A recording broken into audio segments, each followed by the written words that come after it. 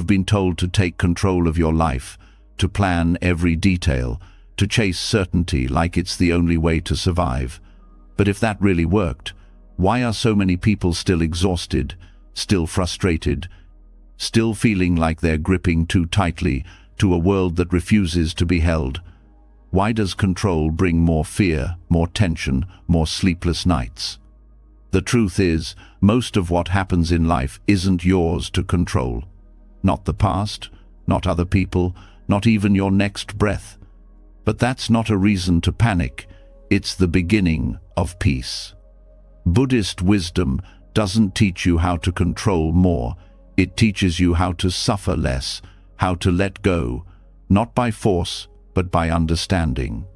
Not by fighting the storm, but by learning how to float through it calmly, wisely, with a mind that doesn't resist every wave but rides it with grace.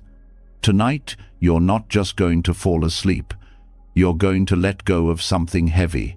Maybe a thought, maybe a fear, maybe the illusion that you had to hold it all together by yourself. As you listen, your mind will slow, your chest will soften, your breath will deepen, and something deep inside will whisper, "It's okay to let go."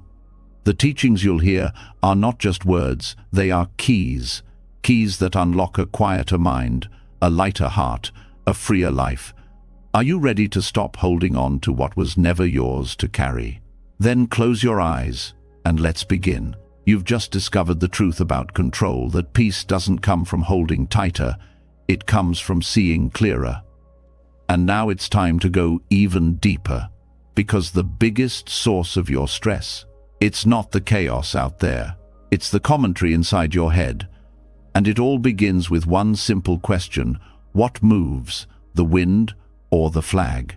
Two monks stood under a fluttering flag. One said, "It's the wind that moves." The other said, "No, it's the flag that moves." They went back and forth, certain they were right.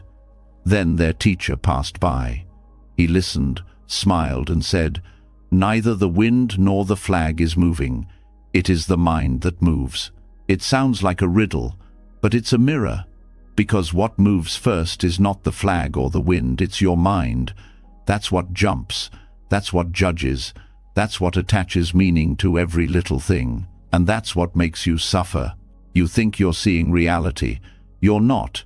You're seeing your version of it, your filter, your mental subtitles, automatically added before you even realize they're there.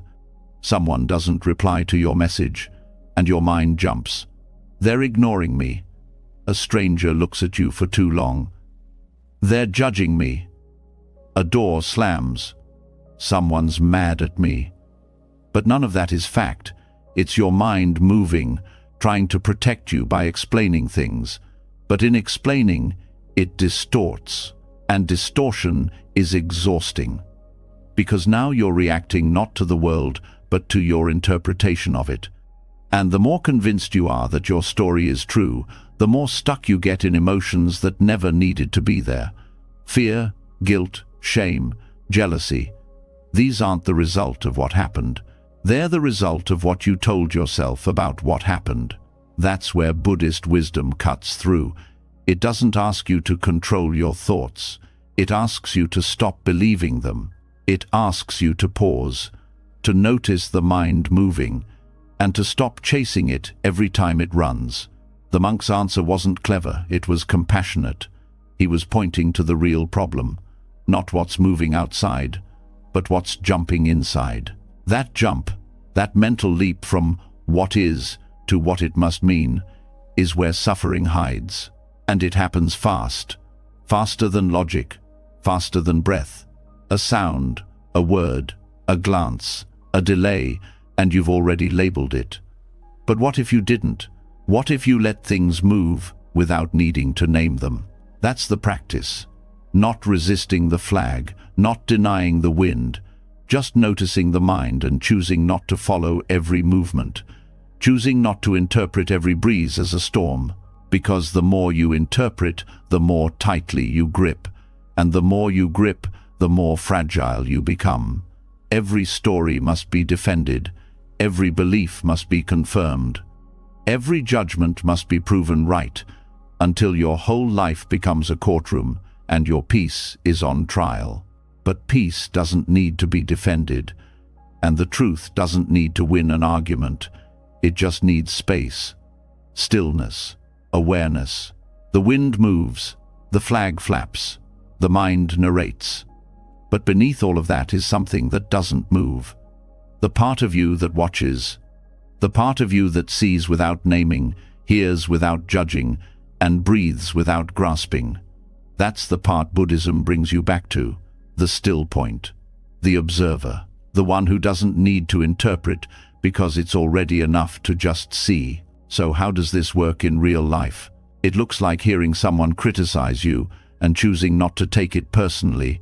It looks like waking up with anxiety and letting it pass through you instead of calling it a bad day. It looks like listening more and explaining less, reacting slower, judging softer. It looks like saying, maybe I don't know, and being okay with that. That's freedom. Because the opposite of control isn't chaos. It's trust. It's clarity. It's the quiet power of not needing to label everything that moves. You can still have preferences. You can still speak your truth, but you're not clinging to it like a life raft. You're not trying to make everyone agree. You're not panicking when someone sees it differently, because you're grounded in awareness, not in your latest thought. And here's where it gets even deeper. Even realizing the mind moves can become another interpretation, another trap. Your ego grabs it and says, okay, so I need to stop the mind from moving. But that's just another movement, another flag in the wind. You can't quiet the mind by forcing it. You quiet the mind by watching it. Let the thoughts be there. Just don't become them. Let the opinions float by. Just don't build your identity around them. You don't need to win mental debates. You need to step outside of them entirely. Think of a sky with clouds. You don't argue with the clouds. You don't chase them. You don't try to rearrange them. You just see them. You're the sky.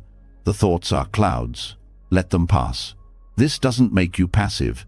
It makes you precise, present, fully here. Because when you're no longer distracted by what you think things mean, you finally start seeing what they actually are. You stop assuming what people feel. You stop predicting what tomorrow will bring. You stop analyzing every emotion, and you start living right here, in this breath, in this space, in this quiet place behind the noise. The mind will still move. That's what minds do. But now, you're not the one moving with it. You're watching, calm, steady, unshaken. And in that stillness, you find something wild, peace. Not because life got easier, but because you're no longer trying to translate every moment into a story you can control. You've dropped the commentary. You've released the need to label. And you've remembered that the truth doesn't speak in words. It speaks in silence, stillness, presence. So the next time you feel tension rise, ask yourself, what am I believing right now? What story is playing in my head? What if I didn't need a story? What if this moment didn't need to mean anything at all? Let go of the interpretation, and the emotion often lets go of you. That's the real shift. Not fixing the world, but no longer reacting to your mental version of it. Not controlling what others do, but releasing what you tell yourself it means. This is what the monk was pointing to. The stillness beneath the flag, the silence behind the wind, the awareness that isn't moved. Even when everything else island, you don't need to stop the wind. You don't need to pin the flag down. You just need to remember you're not the movement. You're the space that sees it. You're not the storm. You're the sky. And the more you rest there, the less you need to interpret. You stop needing closure. You stop needing everyone to agree. You stop turning your mind into a courtroom and your thoughts into laws. You start letting people be people, moments be moments, life be life.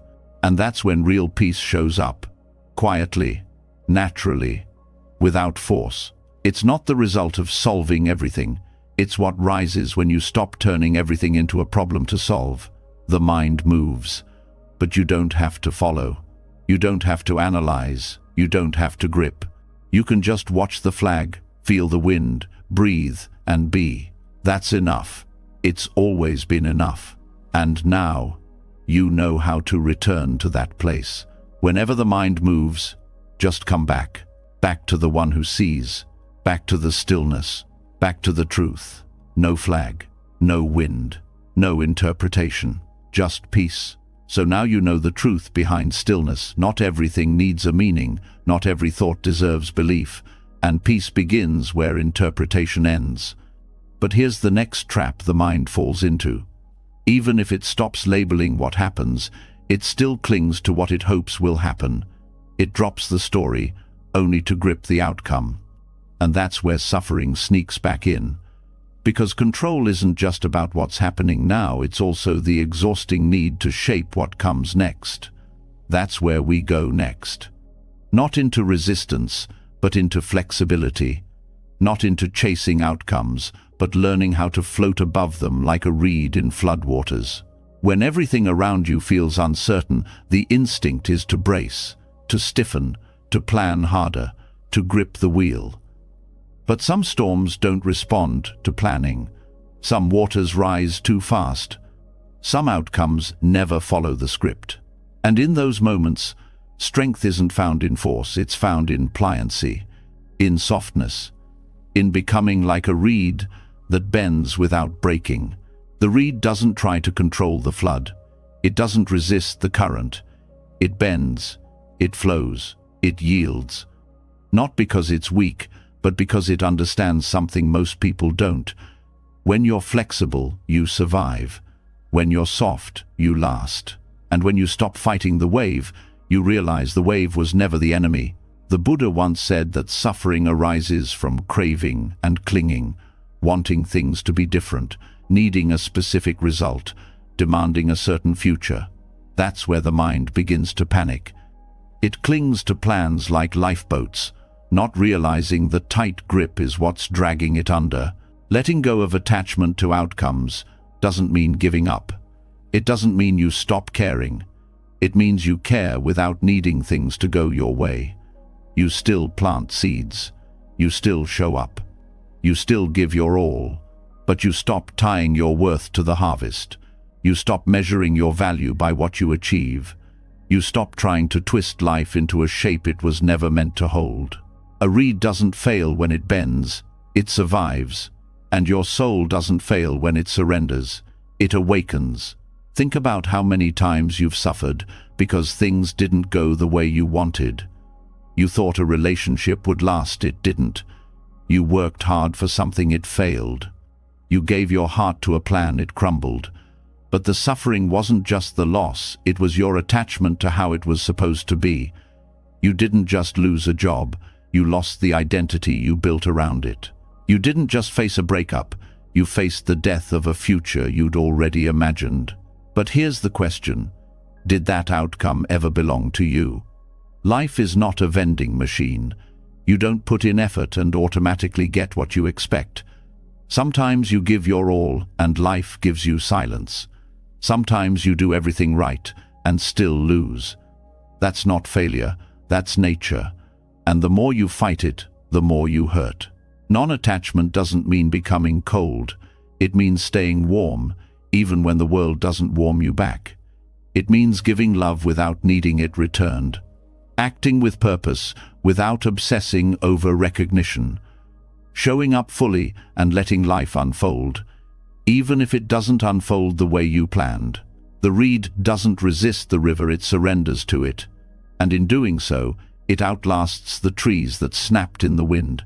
That's what Buddhist practice teaches: how to be soft without collapsing, how to be present without control, how to live fully, even when life is anything but certain. The storm will come, the waters will rise, life will break the rules you thought it followed, but your peace isn't found in predicting the flood. It's found in learning how to float when it comes. Non-attachment is not the same as detachment. Detachment shuts down. Non-attachment opens up. It's not apathy. It's aliveness without conditions. It's showing up for the moment without demanding anything from it. It's loving what is without needing it to stay. Every time you cling to an outcome, you chain your joy to something outside yourself. You say, "I'll be okay if this happens. I'll be happy when this works. I'll love myself once I succeed." But that's not freedom. That's a prison disguised as ambition. Letting go doesn't make you powerless. It makes you powerful in a different way. It gives you the strength to be at peace even when things fall apart. The ability to remain kind even when things don't work out. The grace to keep moving without dragging the weight of broken expectations behind you. And it begins by seeing how often your tension is tied to your timeline. How often your anxiety rises not because of what is, but because of what isn't. The future you thought you needed. The result you were counting on. The scenario you rehearsed 100 times in your head. And when it doesn't happen, the crash isn't just disappointment, it's identity loss. But who are you if not your outcomes? Buddhist wisdom says, you are not your achievements, not your failures, not the roles you play or the things you possess. You are awareness, presence, compassion, in motion. And none of that is tied to how things unfold. The reed is still a reed, even when the water rises. When you stop needing the world to validate you, you finally start feeling whole. Non-attachment gives you back the present, because now you're not living for a future that may never come. You're not rejecting this moment just because it's not the one you ordered. You're here, alive, awake, and that's enough. Letting go of outcomes doesn't mean drifting through life without goals. It means having goals that don't own you, desires that don't define you, plans that don't punish you. You can want things, but you don't need to collapse if they don't happen. That's real strength, and it's rare, because most people think strength means control. Buddhism says strength means surrender. It's the courage to do your part and release the rest. The willingness to try and not fall apart if it fails. The maturity to show up and accept what comes. A reed doesn't float because it has no roots. It floats because it knows when to yield. And your peace won't come from fighting life. It will come from learning how to flow with it, to stop swimming against the current of what already island, to trust that even the flood has its place, that even this mess is shaping something. Non-attachment isn't passive, it's fiercely intentional. It takes presence to act without clinging. It takes mindfulness to care without controlling. It takes wisdom to pursue something with your whole heart and then let it go with open hands. Can you give your best and not hate yourself if it fails? Can you love deeply and not fall to pieces if they leave? Can you walk your path and not demand a straight line? That's the test. That's the practice. And that's where real peace begins. Because the truth is, outcomes lie. Success doesn't always make you happy. Failure doesn't always ruin you. Sometimes the worst thing that happens is the best thing for your growth. And sometimes the thing you thought would save you becomes the very thing that breaks you. So why keep attaching to what you can't predict? Why chain your joy to what you can't control? There's a deeper joy waiting underneath all that effort. A lighter way of being. A softer kind of power. The kind that doesn't bend reality to its will, but bends itself with grace when reality shifts. The kind that doesn't need to fight the current because it knows how to float. And floating is not giving up. It's staying up. It's staying open. It's staying kind when the plan changes. Staying calm when the storm hits. Staying you no matter what happens. That's the wisdom of the reed. And it's in you already. So stop resisting. Stop overthinking. Stop waiting for life to go your way before you allow peace. Let it rise. Let it change. Let it go. And float. Letting go of outcomes opens the door to something deeper. You start to realize that peace doesn't just come from releasing expectations. It comes from releasing the one who had the expectations in the first place. The tension wasn't just in the future you were clinging to. It was in the identity that needed the future to prove something. It was never just about what happens, it was about who you think it's happening to. And that's where the illusion hides in the self, the one you keep trying to protect, fix, defend, control. But what if that self isn't as solid as you think? There's a quiet teaching at the heart of Buddhism that most people avoid because it doesn't give easy comfort. It doesn't flatter the ego or sugarcoat reality. It whispers a truth that can shake your whole foundation, and yet, in that shaking, you find a freedom that nothing else can offer. The teaching is simple. There is no fixed self, no permanent you, no unchanging core inside that needs to control, win, succeed, or be right. And the moment you stop trying to protect that false center, life becomes lighter. The doctrine of anatta no self is not about denying your existence. It's about seeing clearly that what you call you is a process, not a person, a flow, not a fixture. Thoughts, feelings, memories, roles, preferences, all moving, changing, shifting, rearranging. And the suffering begins the moment you try to hold those pieces together as if they form a single solid thing, as if they define a self that must be maintained, defended, and proven. But that self is always slipping. You try to be confident, but self-doubt creeps in. You try to be kind, but anger shows up. You try to be strong, but grief knocks you over. And every time that happens, you suffer not just because of the emotion, but because it feels like a threat to your identity, as if something is wrong with you, as if you've failed to be consistent. But there's nothing wrong. That's what life, island-shifting winds, rising and falling tides. Emotions that come and go, roles that appear and fade. There was never a solid you to lose, only a process to witness. When you let go of the illusion of a fixed self, control starts to lose its grip. Because if there's no permanent self to protect, there's nothing to defend. You don't need to win every argument. You don't need to control every outcome. You don't need to constantly prove your worth. There's no you at the center of the storm, just weather, passing conditions, temporary clouds. The sky is untouched. Most of the pain you carry doesn't come from the world. It comes from the story of who you think you're supposed to be. You get attached to an idea, a version of yourself, and then life doesn't match it. Someone disrespects you. A failure happens. A plan falls through. And it's not just inconvenient. It feels personal, like an attack on your identity. But when you see there's no solid self to protect, those moments lose their weight. The arrow still strikes, but it doesn't sink so deep. You're not broken when things fall apart. You're just mistaking a passing experience for who you are. You're not your sadness. You're not your anger. You're not your success, your past, your fears, or your plans. You are the awareness that sees them. And that awareness doesn't need to control. It just witnesses.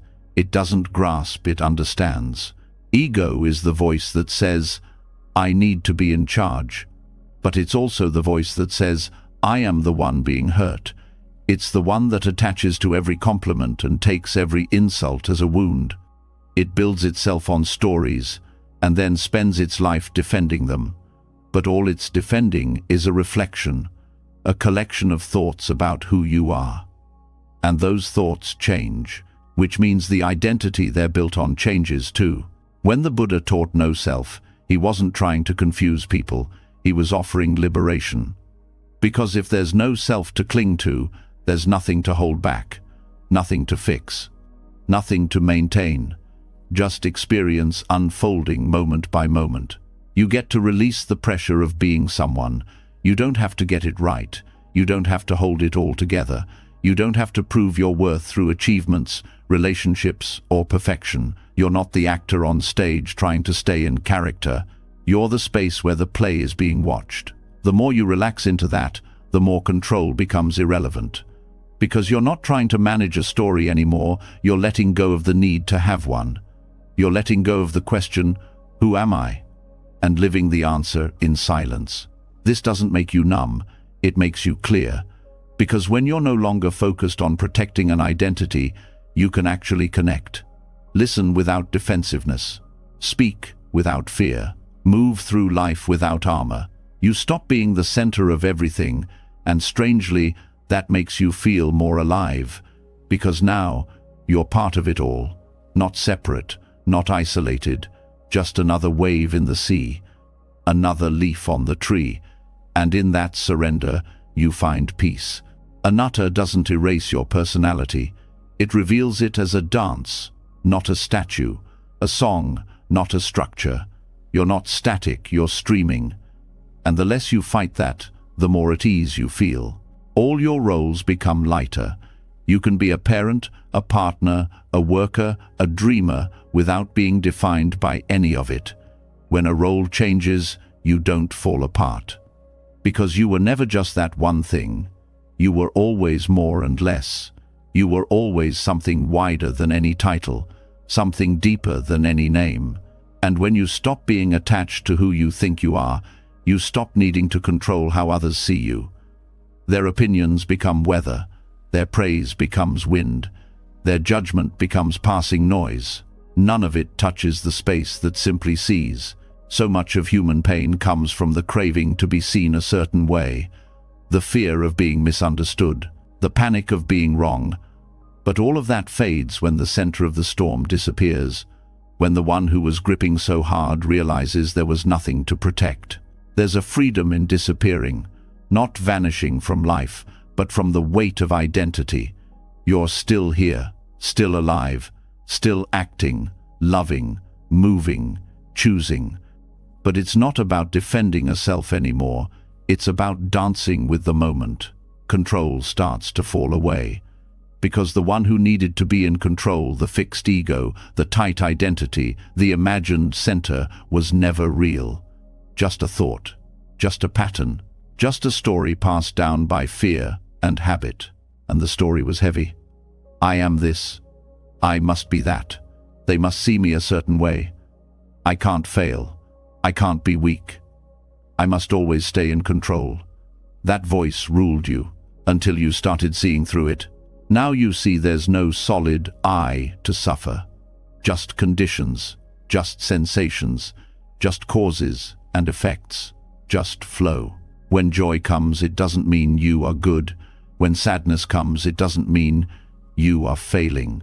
It's just what's here, just the weather of now. No need to add labels. No need to say, this is who I am. Just notice, breathe, let it pass. This is not easy at first. The mind wants something solid to hold on to. But solidity is not where peace lives. It lives in the letting go, in the resting back, in the brave act of not grasping anything, not even yourself. The less self you cling to, the more freedom you feel. Because now, you don't need to control everything around you.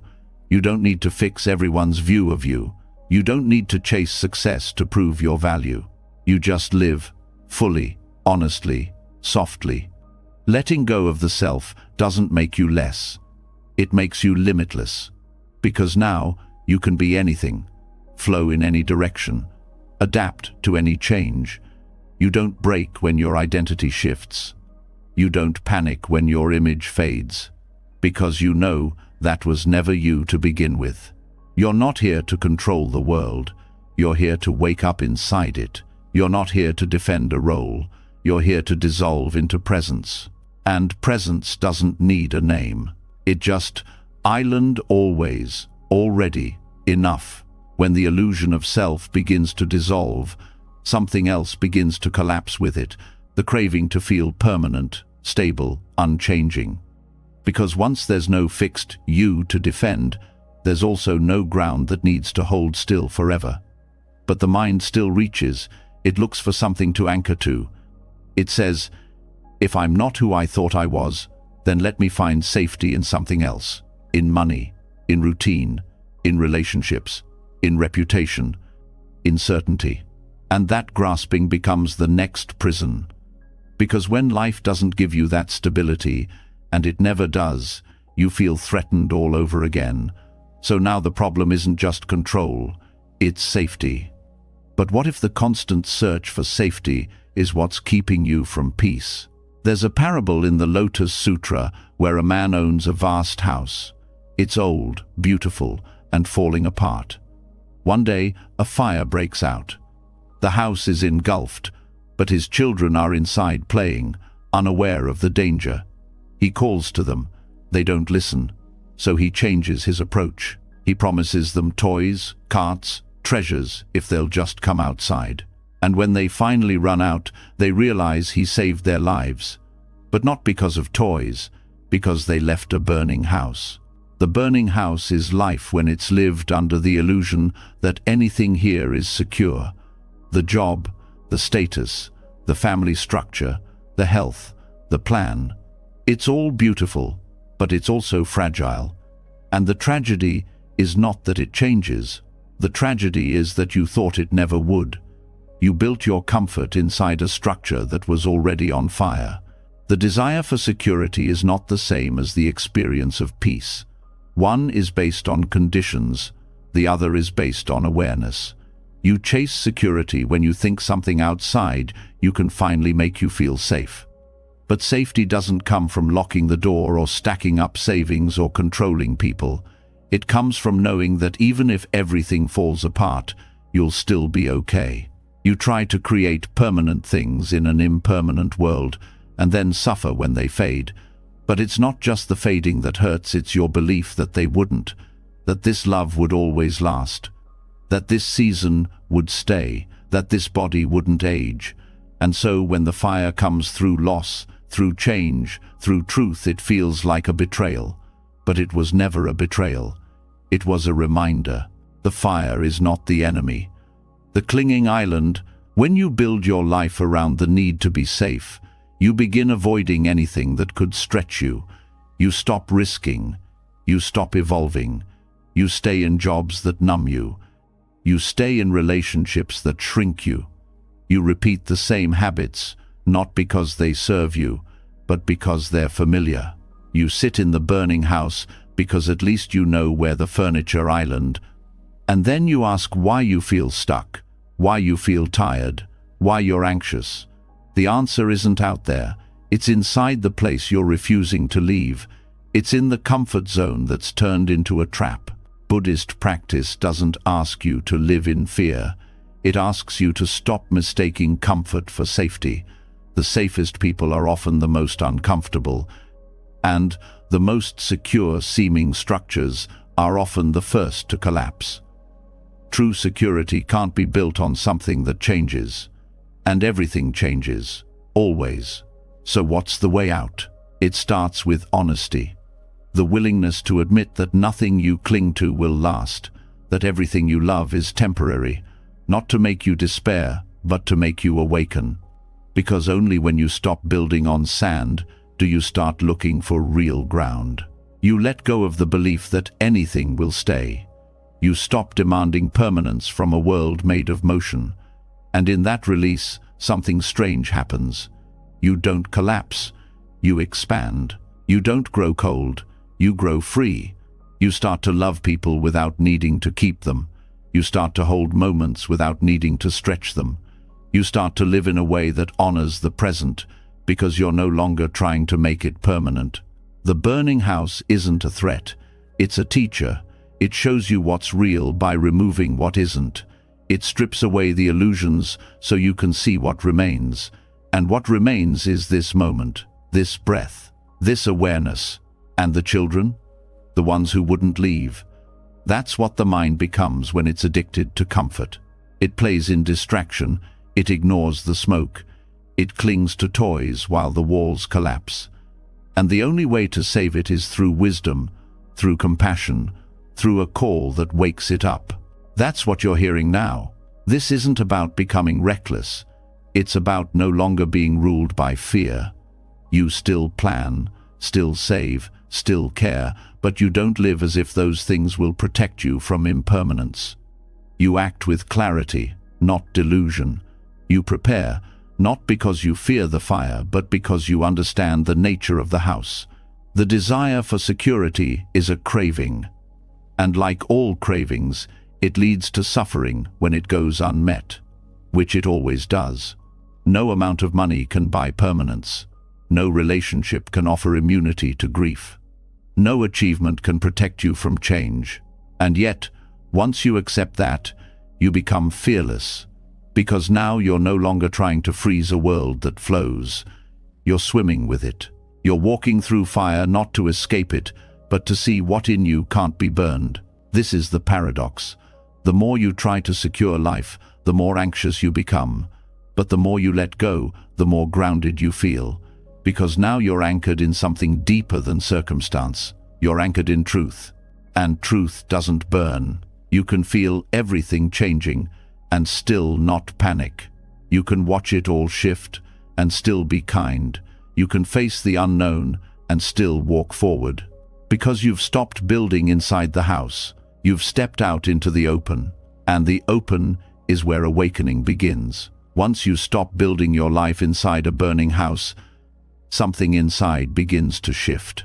The need for guarantees starts to dissolve. You no longer panic every time a wall shakes or a window cracks. You begin to breathe with the truth that everything is temporary, and in that space, a strange kind of calm rises. But here's the next lesson. Even after leaving the house, many still grip tightly to another idea. Detachment must be earned through effort, through force, through a battle with thoughts and emotions.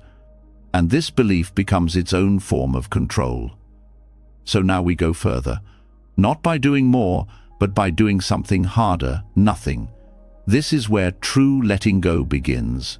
Not by pushing reality away, but by letting it be exactly as it island. Allowing isn't passive, it's powerful in a quiet way. Because the hardest thing for the ego to do is to stop fixing, stop fighting, stop trying to manipulate what already island. You've been taught that peace is something you win by effort. But the deepest peace doesn't come from domination, it comes from spaciousness, from not needing everything to be different, from letting this moment exist without resistance. The mind wants to improve things. Even in spiritual practice, it clings to technique. It tries to engineer awakening. It says, let me detach harder, let me be more mindful, let me let go faster. But what if true release isn't about effort? What if it's about allowing? What if the doorway to peace has no handle, because you were never supposed to force it open? Letting be doesn't mean you endorse everything. It doesn't mean you agree or approve. It simply means you stop creating internal war over what already island. You feel tension in your body, you let it be there. You notice sadness, you let it stay without rushing to solve it. You observe chaos outside, you allow it without feeding it with panic. This doesn't make you weak, it makes you honest. Because reality doesn't need your permission to exist, it's already here. And it doesn't need your constant evaluation to be real. Allowing doesn't mean you give up your voice, your action, your boundaries. It means you take the fight out of your nervous system. You can still respond, but not from urgency, not from reactivity, not from the illusion that peace depends on controlling every detail. The truth is, most of your suffering isn't caused by pain, it's caused by your refusal to let pain exist, your judgment of it, your resistance to it, your demand that it leave before you agree to be whole. Buddhism speaks of the middle way, not indulgence, not suppression, but allowing, observing what arises, watching it peak, letting it pass, nothing clung to, nothing rejected. Just a wide awareness that says, this too, this breath, this thought, this discomfort, this stillness, no fixing, no fighting, no needing anything extra. You think letting go means pushing something away, but often letting go means relaxing your grip and letting it stay until it's ready to go on its own. That's trust. That's patience. That's the kind of spiritual maturity most never practice, because it doesn't feel dramatic. It's not a grand gesture.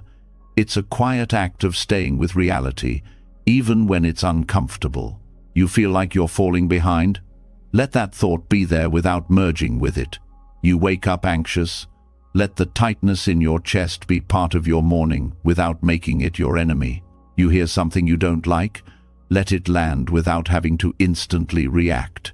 Every time you allow something, instead of resisting it, you create space. And space is where peace lives. The mind doesn't want space. It wants control. It wants plans, labels, certainty, closure. But peace isn't born in a perfect plan. It's born in presence. Spacious, grounded, unconditional presence. The kind that watches thoughts without becoming them. That feels feelings without trying to delete them. That sees chaos and stays still. Allowing means surrendering to the fact that life is not a project to be completed. It's a process to be experienced. And not all of it will make sense. Not all of it will feel good. But none of it has to be a problem. It just island. Letting that be true is not defeat. It's wisdom. You've been trained to believe that change only happens through resistance. But the deepest changes often happen through relaxation. When you stop pushing, the system resets itself. When you stop judging, your emotions begin to soften.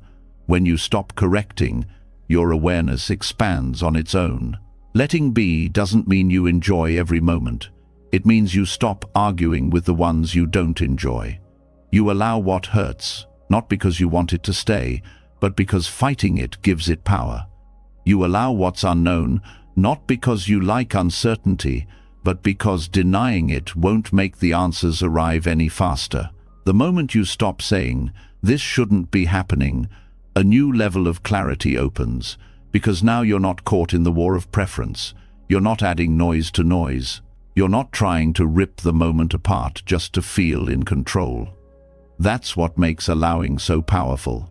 It doesn't change the moment, it changes you. It doesn't erase the difficulty, it removes the suffering you added on top of it.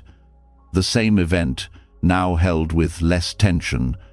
The same emotion, now met with less fear. You start to see that peace is not the absence of chaos, it's the presence of non-resistance. It's not that the storm stops, it's that you stop trying to control the rain. This doesn't mean you stop caring, it means you stop forcing. There's a difference between doing something with awareness and doing something with tightness. One is compassionate, the other is desperate. Letting be is how you stay open without falling apart.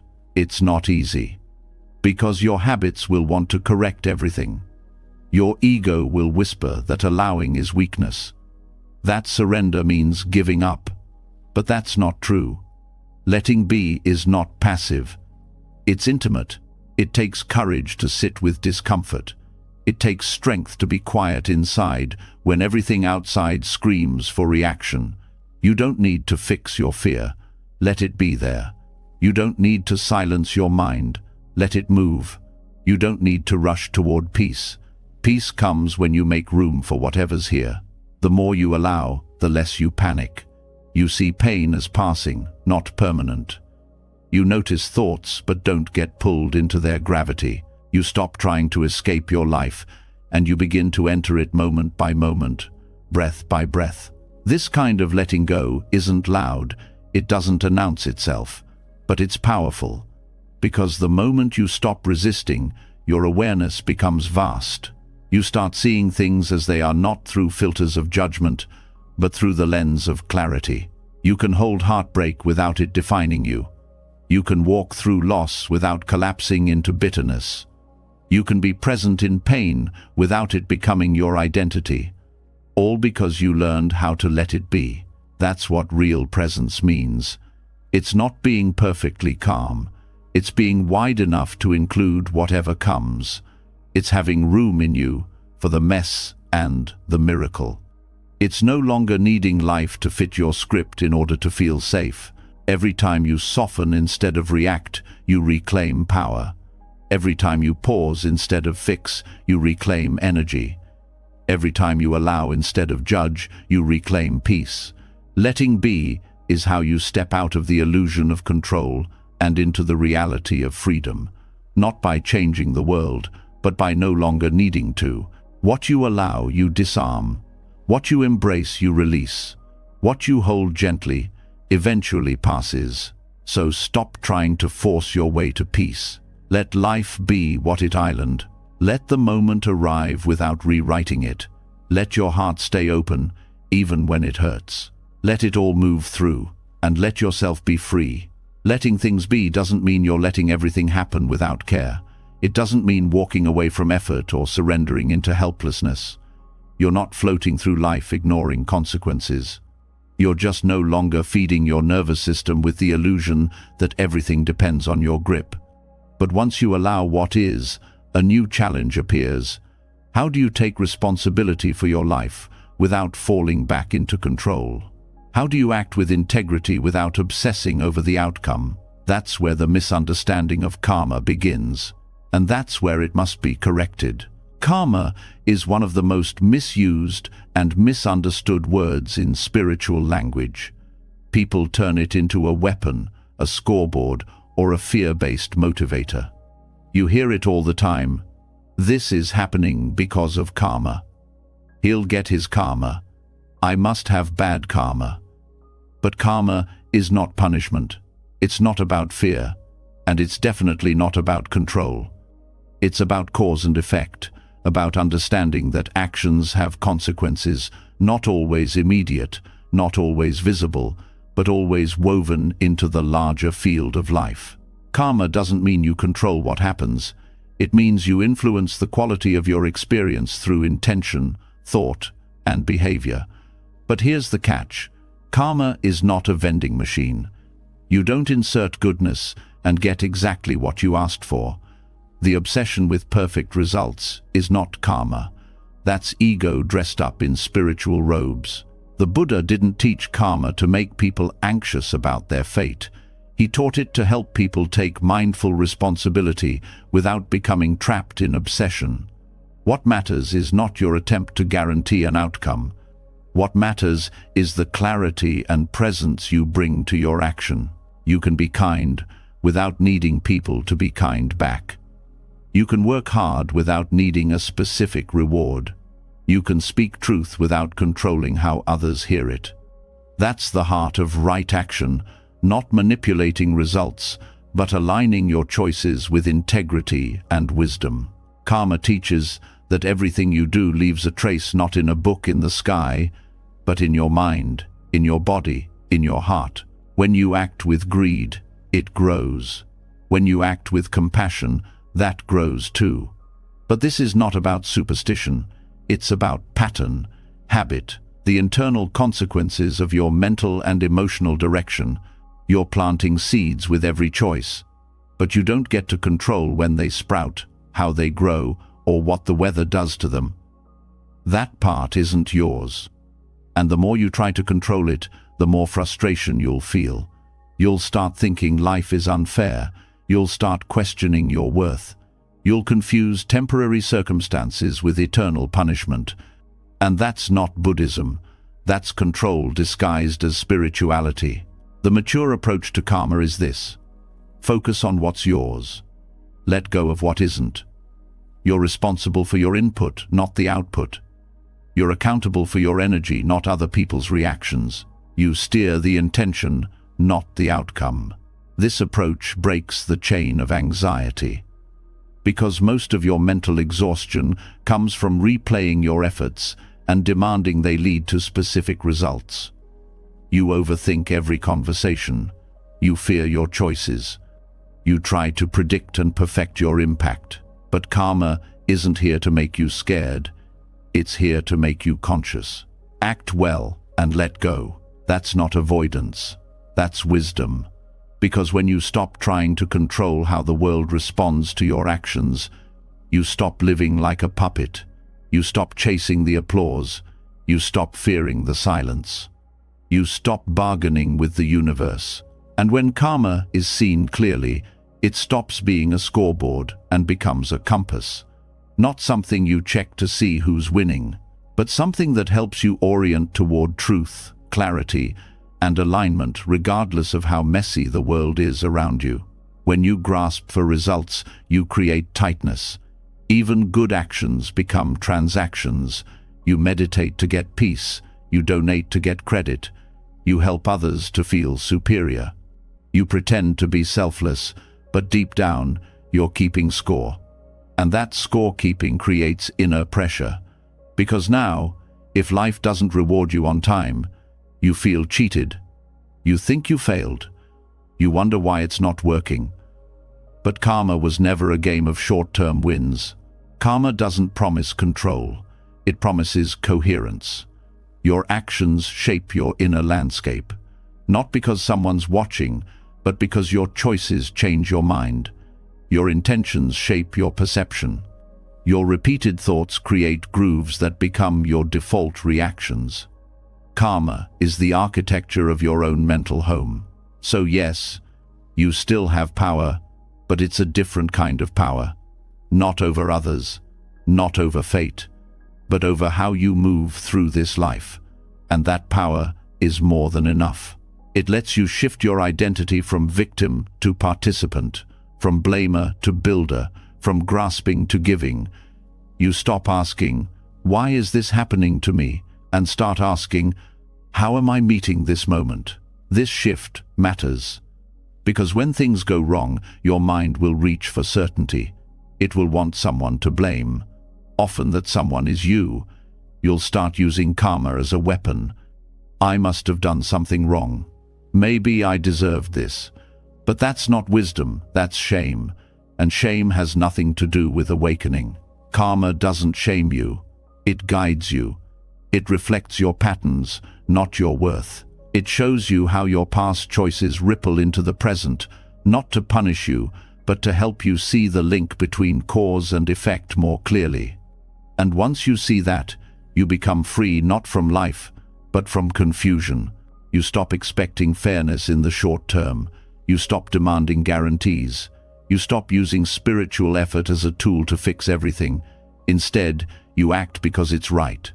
You choose presence because it brings clarity. You tell the truth because it clears the air, not because it wins you anything. You let the river of results flow. You place your oar in the water and row with care, but you don't control the current. You shape your karma with mindfulness, not fear. And yes, some people will seem to act selfishly and still succeed. Some will lie and still be loved. Some will harm and still receive applause. That's not your business. You don't see their inner landscape. You don't feel the cost of their habits. You don't know what storms they sleep with. And even if you did, it wouldn't help. Because karma isn't about justice in your eyes. It's about inner alignment over time. Your peace doesn't need everyone else's karma to play out on your timeline. It only needs you to meet your life with full awareness, steady presence, and honest care. You stop thinking of karma as a cosmic vending machine and start seeing it as a path of integrity. You're not walking it to get something. You're walking it because it's the only road that doesn't cost your soul. When you understand this, your whole relationship with effort changes. You work hard, but without desperation. You love deeply, but without demand. You speak truth, but without clinging to how it lands.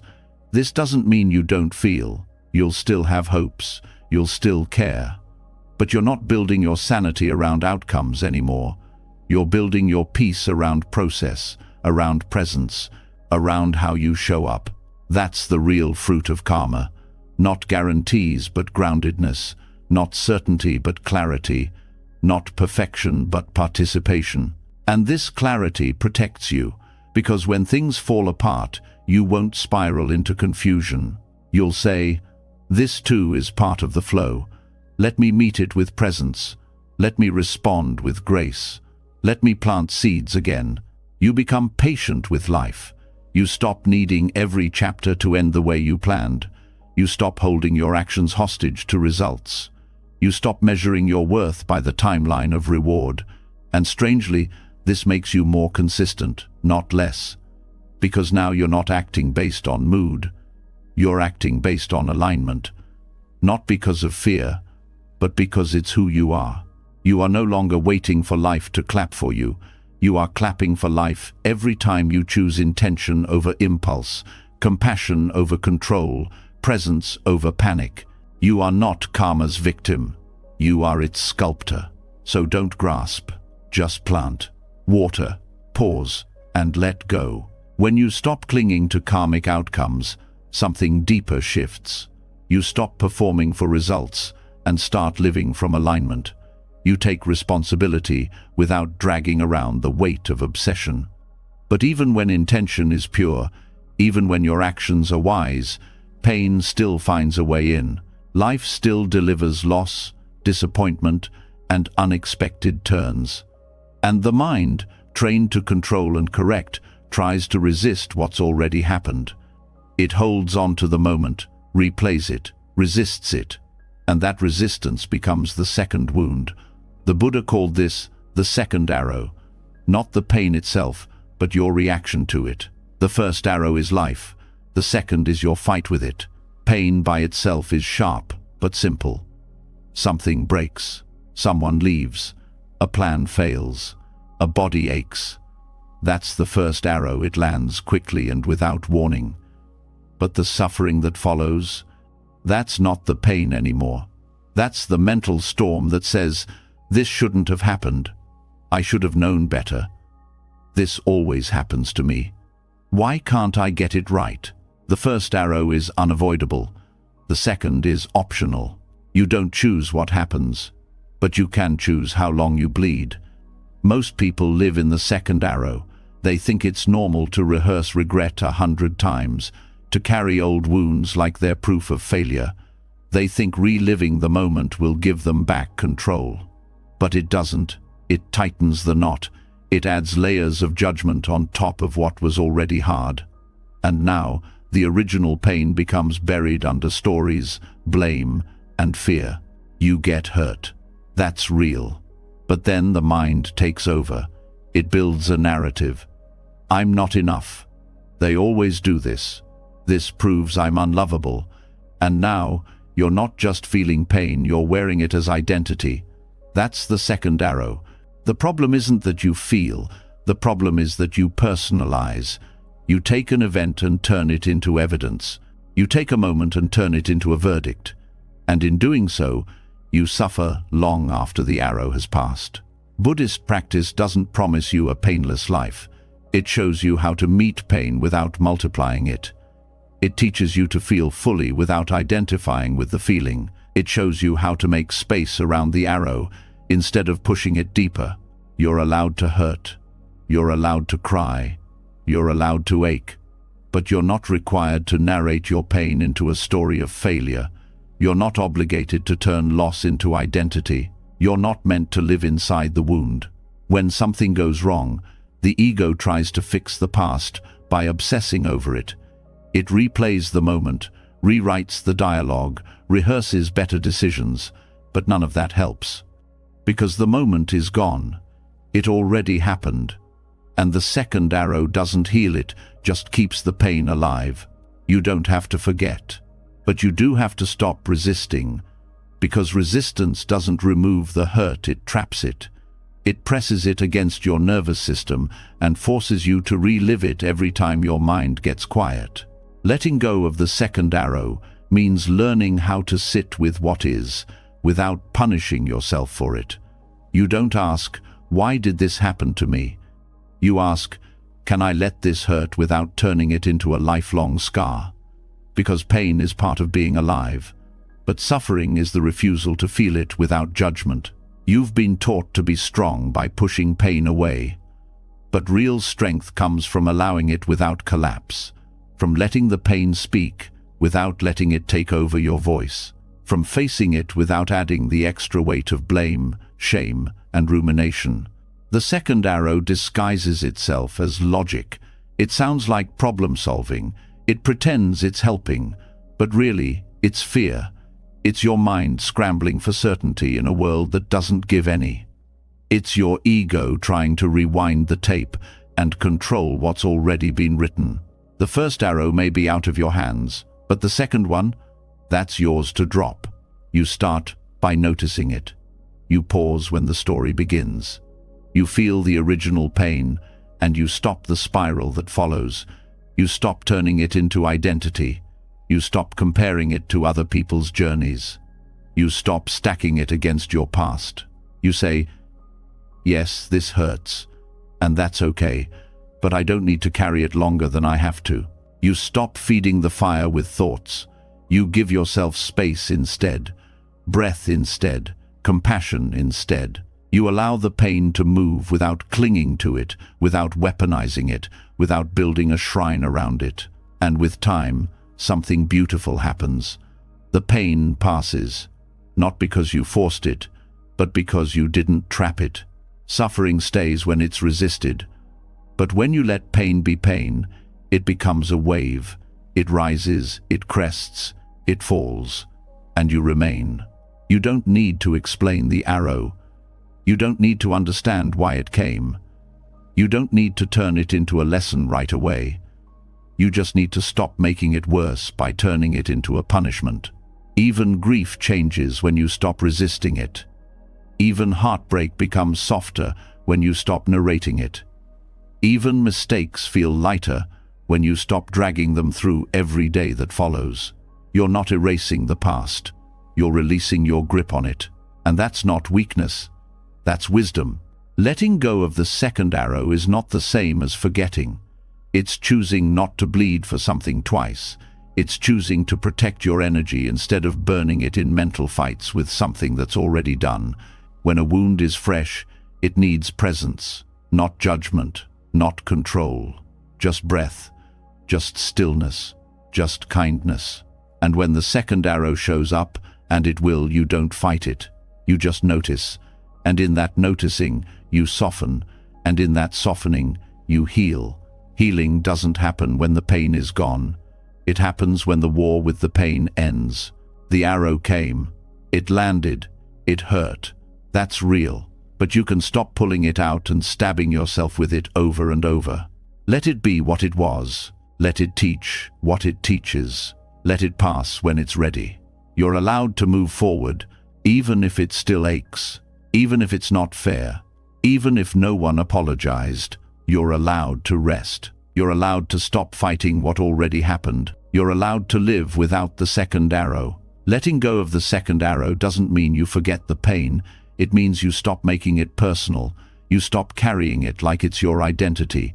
You stop wrapping every bruise in a story about who you are. And as that layer falls away, a deeper question rises. If you're not the one who needs to relive the past, if you're not the one being punished by your pain, then who exactly is this you that's trying to steer everything? Who is the one feeling in control or out of control? The more you look for that solid center, the more it slips through your fingers. And that's not a failure. That's the next lesson. It's time to meet the illusion of the charioteer. In the Buddhist text Milinda Panya, there's a dialogue between King Milinda and the monk Nagasena. The king asks, "Who are you? What is Nagasena?" And Nagasena replies with a question of his own. What is a chariot?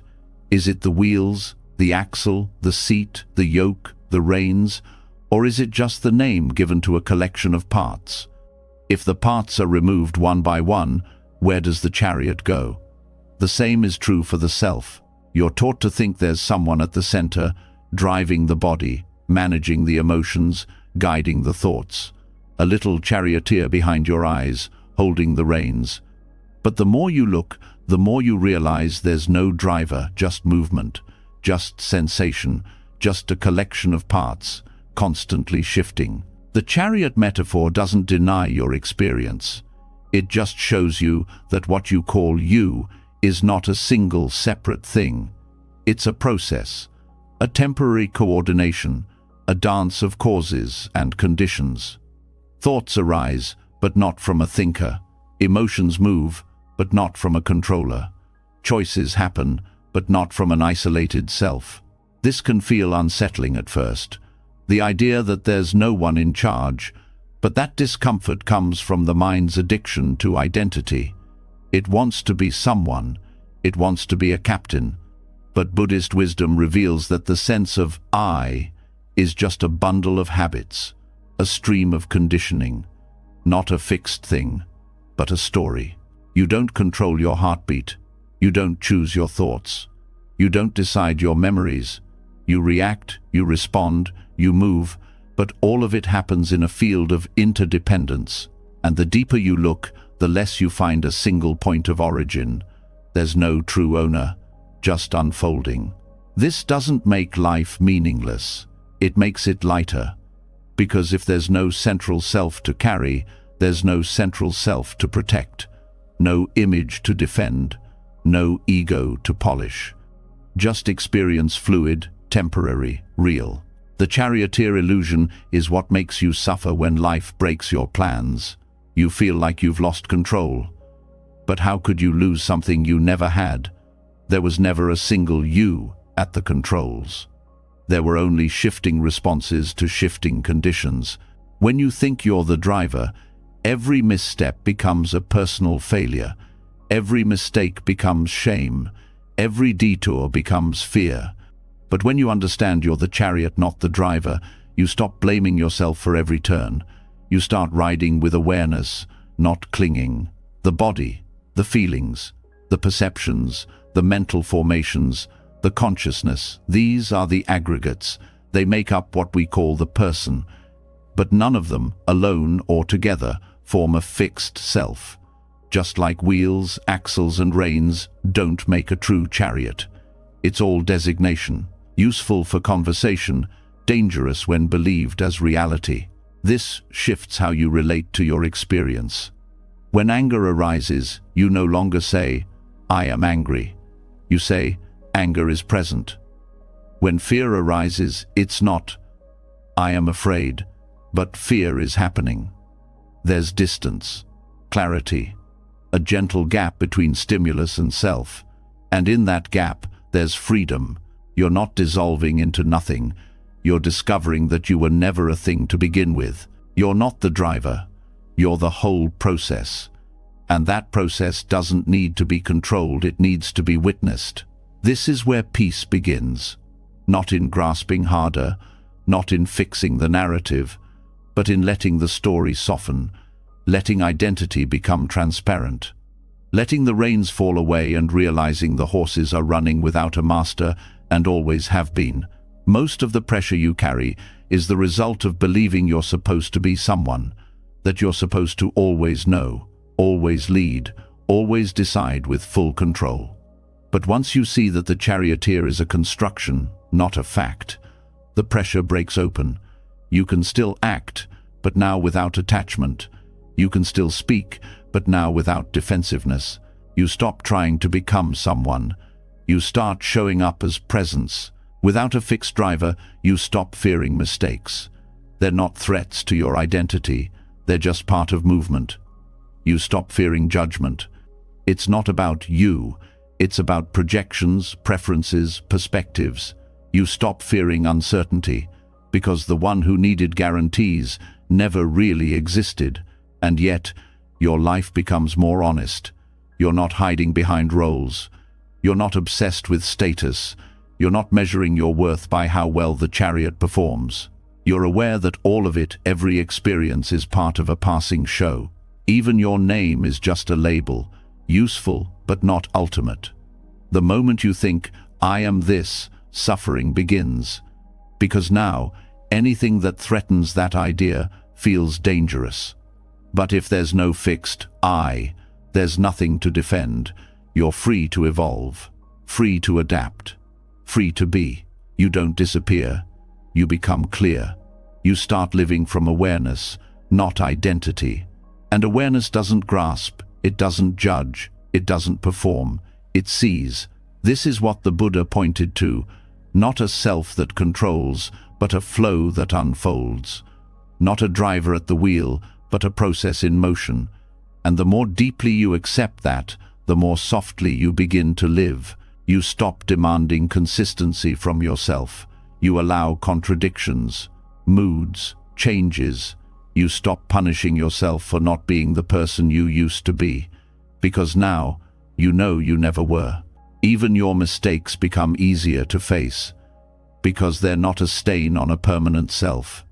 They're just patterns to be understood, conditions to be studied, habits to be shifted. No shame, just learning. This kind of clarity doesn't remove emotion.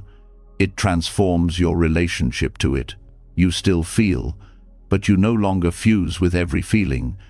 You still experience thought, but you no longer believe every thought. You stop building an identity out of impermanent parts. And when you stop being the charioteer, life feels lighter, because you're no longer carrying the impossible task of managing every outcome, proving every worth, securing every opinion. You're not less human.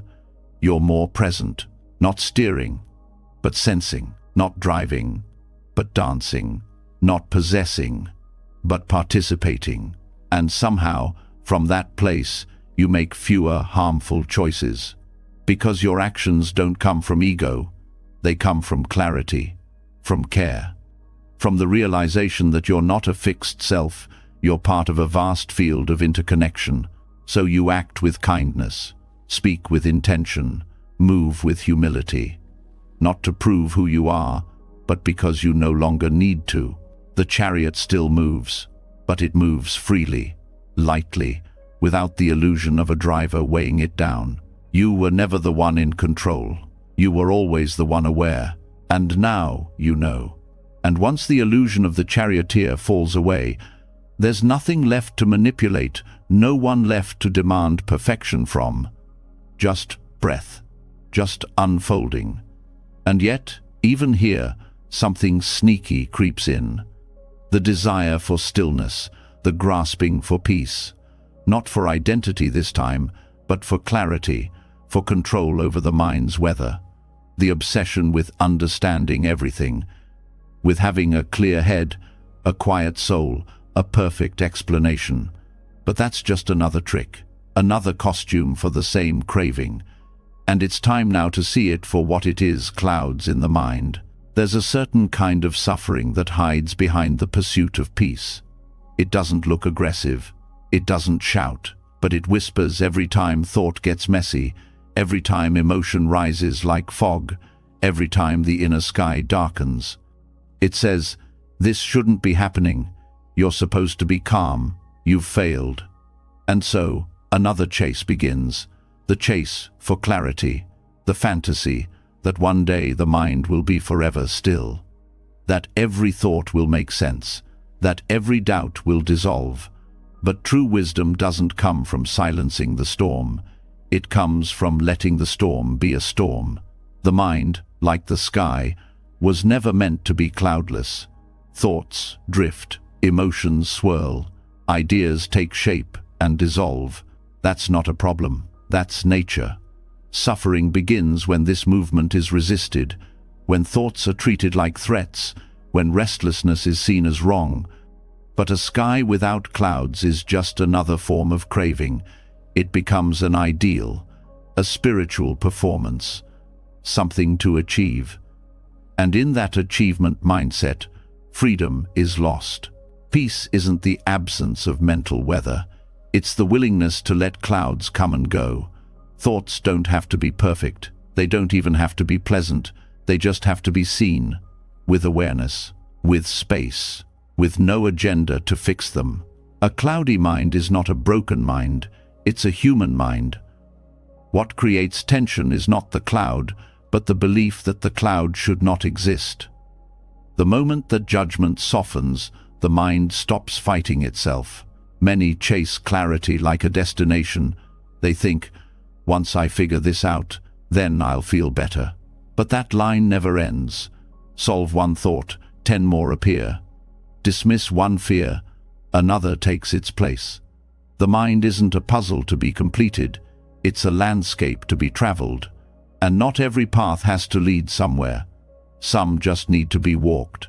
Thoughts come in waves, not timelines. Emotions erupt without warning. And still, most people believe there's something wrong with this. That a wise person should always be calm, always know, always smile in stillness. But stillness isn't passive. Stillness is the ability to watch the chaos without needing to escape it. There's a quiet violence in needing to be clear. It turns thought into a battlefield. It turns confusion into shame. But what if confusion is part of clarity? What if uncertainty is not a detour but a door? What if the fog is sacred too? The Buddha didn't promise an end to thought. He didn't say the mind would stop. He taught how to stop clinging to the mind, how to stop being at war with what arises. That's where true clarity lives. Not in controlling the weather, but in no longer being afraid of the rain. Thoughts are not enemies. They are echoes. They are fragments of perception, memory, habit. They're not trying to hurt you. They're not proof of failure. They're clouds shifting, dissolving, returning, and leaving. If you let them pass, they will. If you chase them, they multiply. Even spiritual seeking can become a trap. The desire to be still can be louder than the stillness itself. People meditate hoping for silence, and when noise appears, they feel they've lost.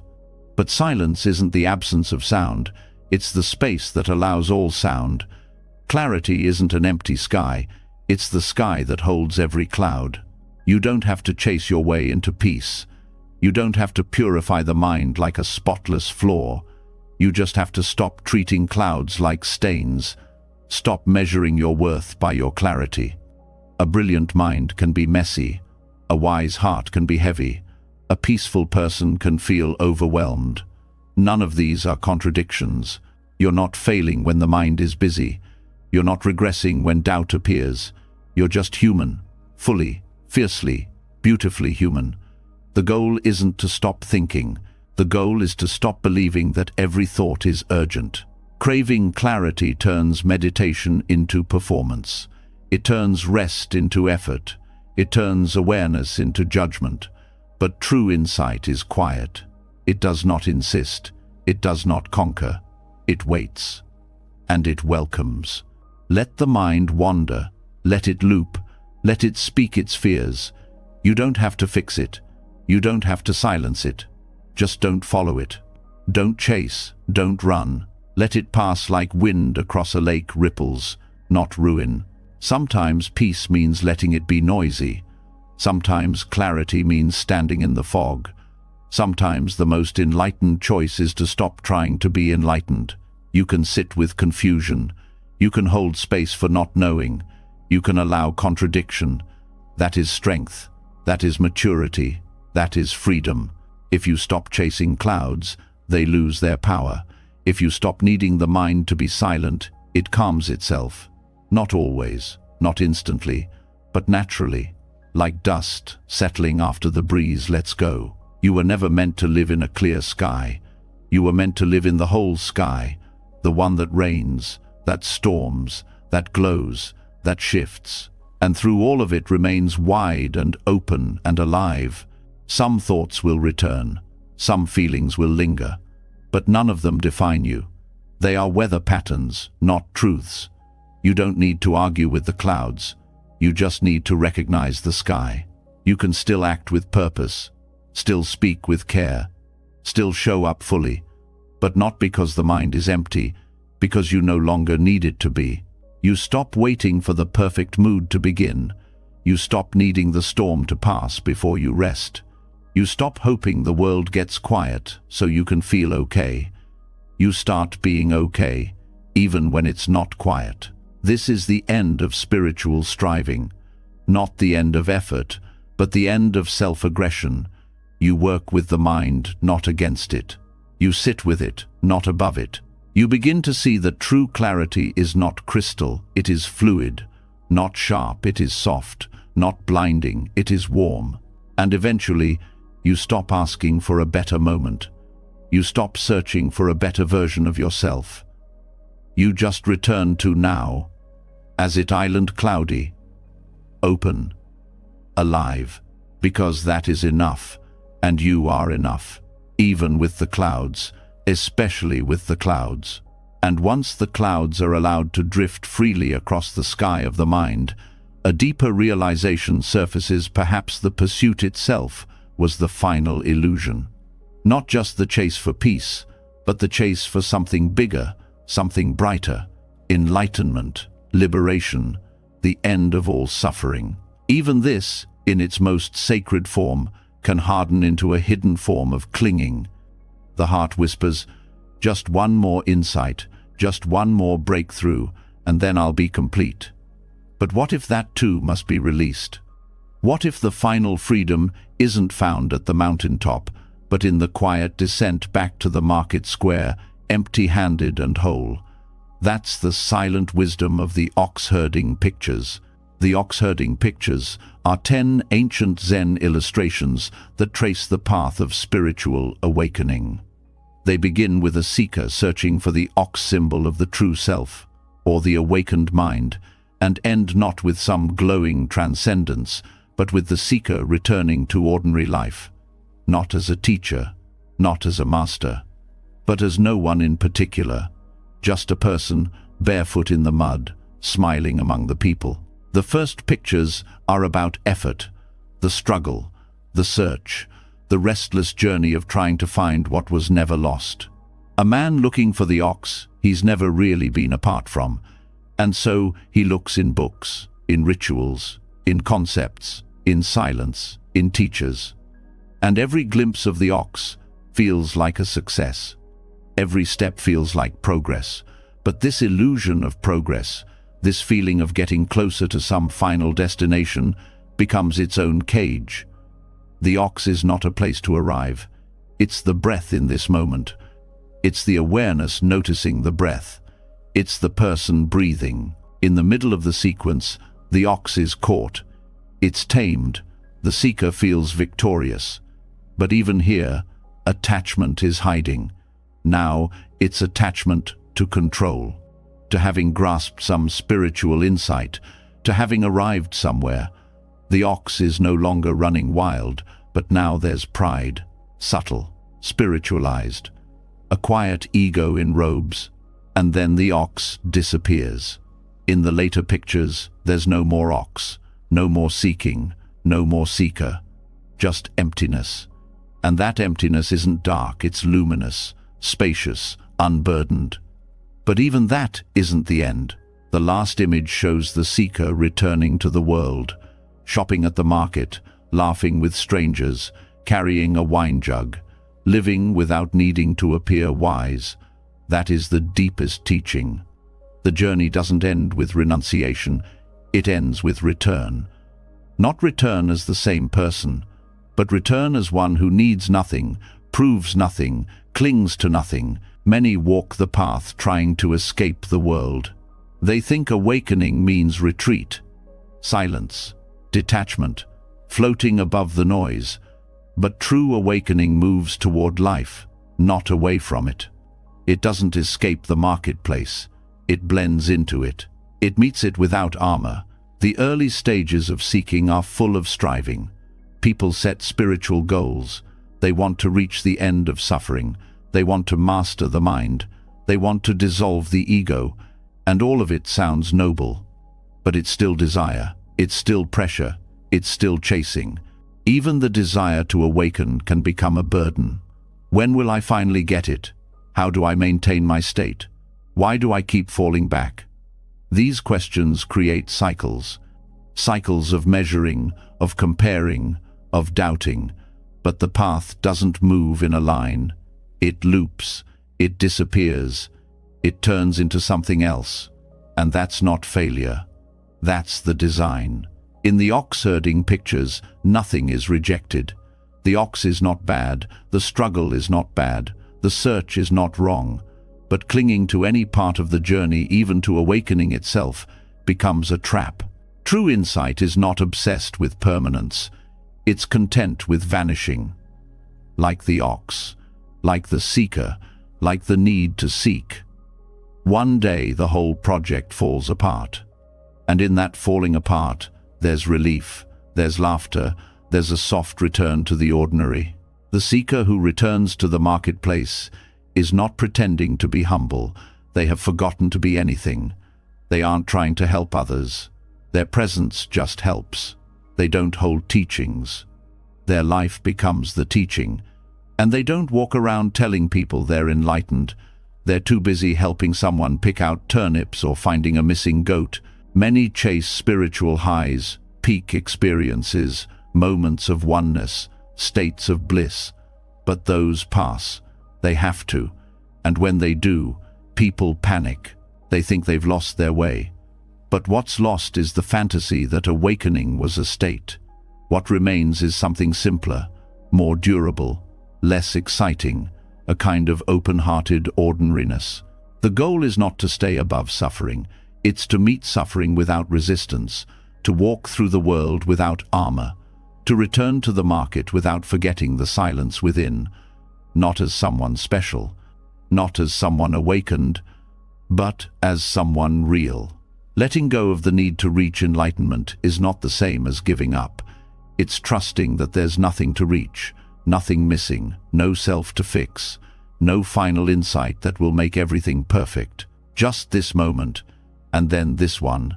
In Zen, it's said that before awakening, mountains are mountains. During awakening, mountains become rivers. But after awakening, mountains are mountains again. The difference is the clinging is gone, the struggle is gone, the ideas about what it all means gone. The seeker doesn't vanish, the struggle doesn't vanish, but the compulsion to fix, to achieve, to arrive that softens, that falls off, that dies a quiet death. And what's left is life. Simple, messy, honest, lived, without pretending to be free from it. You're allowed to want peace, to want awakening, but don't turn that desire into a chain. Don't make it another weight to carry. The ox-herding pictures aren't instructions, they're reminders that the journey is not about becoming someone, it's about unbecoming everything that was never needed. And when you finally stop trying to be awake, that's when the deepest peace slips in, not as a dramatic event, but as a quiet return. A return to walking barefoot, to doing the dishes, to talking with strangers without needing to impress. A return to life, just as it island. There is no spiritual finish line, no final proof that you've made it. The ego wants that, but the heart doesn't need it. The heart just wants to be here, present, open, real. So if you're tired of striving, let that tiredness be your teacher. Let the path fall apart. Let the ox go. Let the self dissolve, and then return. Not to preach, not to teach, just to live. To love, to serve, quietly, gently, with nothing left to prove. This is the last surrender. Letting go of even the idea of letting go. Dropping even the goal of dropping goals. Laughing at the whole game while still playing it with care. And as you walk back into the world, you may find something unexpected. Not a grand enlightenment, not a final answer, but a simple joy. A quiet enoughness. The ox is gone, the seeker is gone. And yet here you are alive, walking, smiling, being, whole, with nothing more to reach for. And so, after returning to the world empty-handed, not seeking enlightenment, not clinging to insight, not proving anything to anyone, something subtle begins to shift. There's no pressure to perform wisdom, no race to demonstrate growth. But in that quiet, something more surprising happens. Life begins to flow in ways the mind never planned for. The less one holds on to expectations, the more space opens up for the kind of moments that defy logic, timing, and control. This is where the lesson of the empty cup begins, not as a metaphor, but as a way of being. A famous Zen story tells of a student visiting a master. The student comes full of knowledge, full of questions, full of eager conclusions. The master pours tea into the student's cup, but keeps pouring until it overflows. The student cries out, "It's full, no more will go in." The master replies, "Exactly. You are like this cup, so full of your own opinions and certainties, there is no space for anything new." The lesson isn't just about humility, it's about making room. Letting go of what fills the mind so that life can offer something unexpected. Most people don't realize how many expectations they carry. About how a day should go, about how others should behave, about how success should look. Even spiritual growth becomes infected with silent assumptions. There's a belief that certain practices should lead to certain results, that meditation should bring peace, that healing should follow a clean timeline, that awakening should feel transcendent. But none of this is guaranteed, and none of it is needed for life to be deeply meaningful. An empty cup doesn't mean having nothing, it means being open to anything, and that's rare. The ego clings to plans, the mind searches for guarantees, the heart aches for what it thinks it deserves. But grace, true, surprising, soul-shifting grace, doesn't enter where there's no room. It arrives in the gaps, the spaces where the mind pauses, the moments where expectation is dropped like a heavy stone. Letting go of expectation doesn't mean being passive. It means being present, noticing what's here instead of what was supposed to be.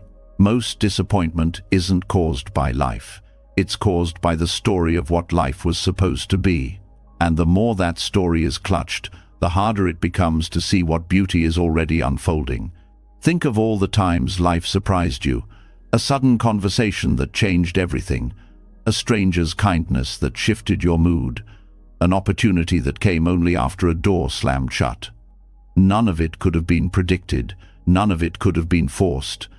And yet, it came. It came when there was room. When the mind is full of fear, there's no space to recognize joy.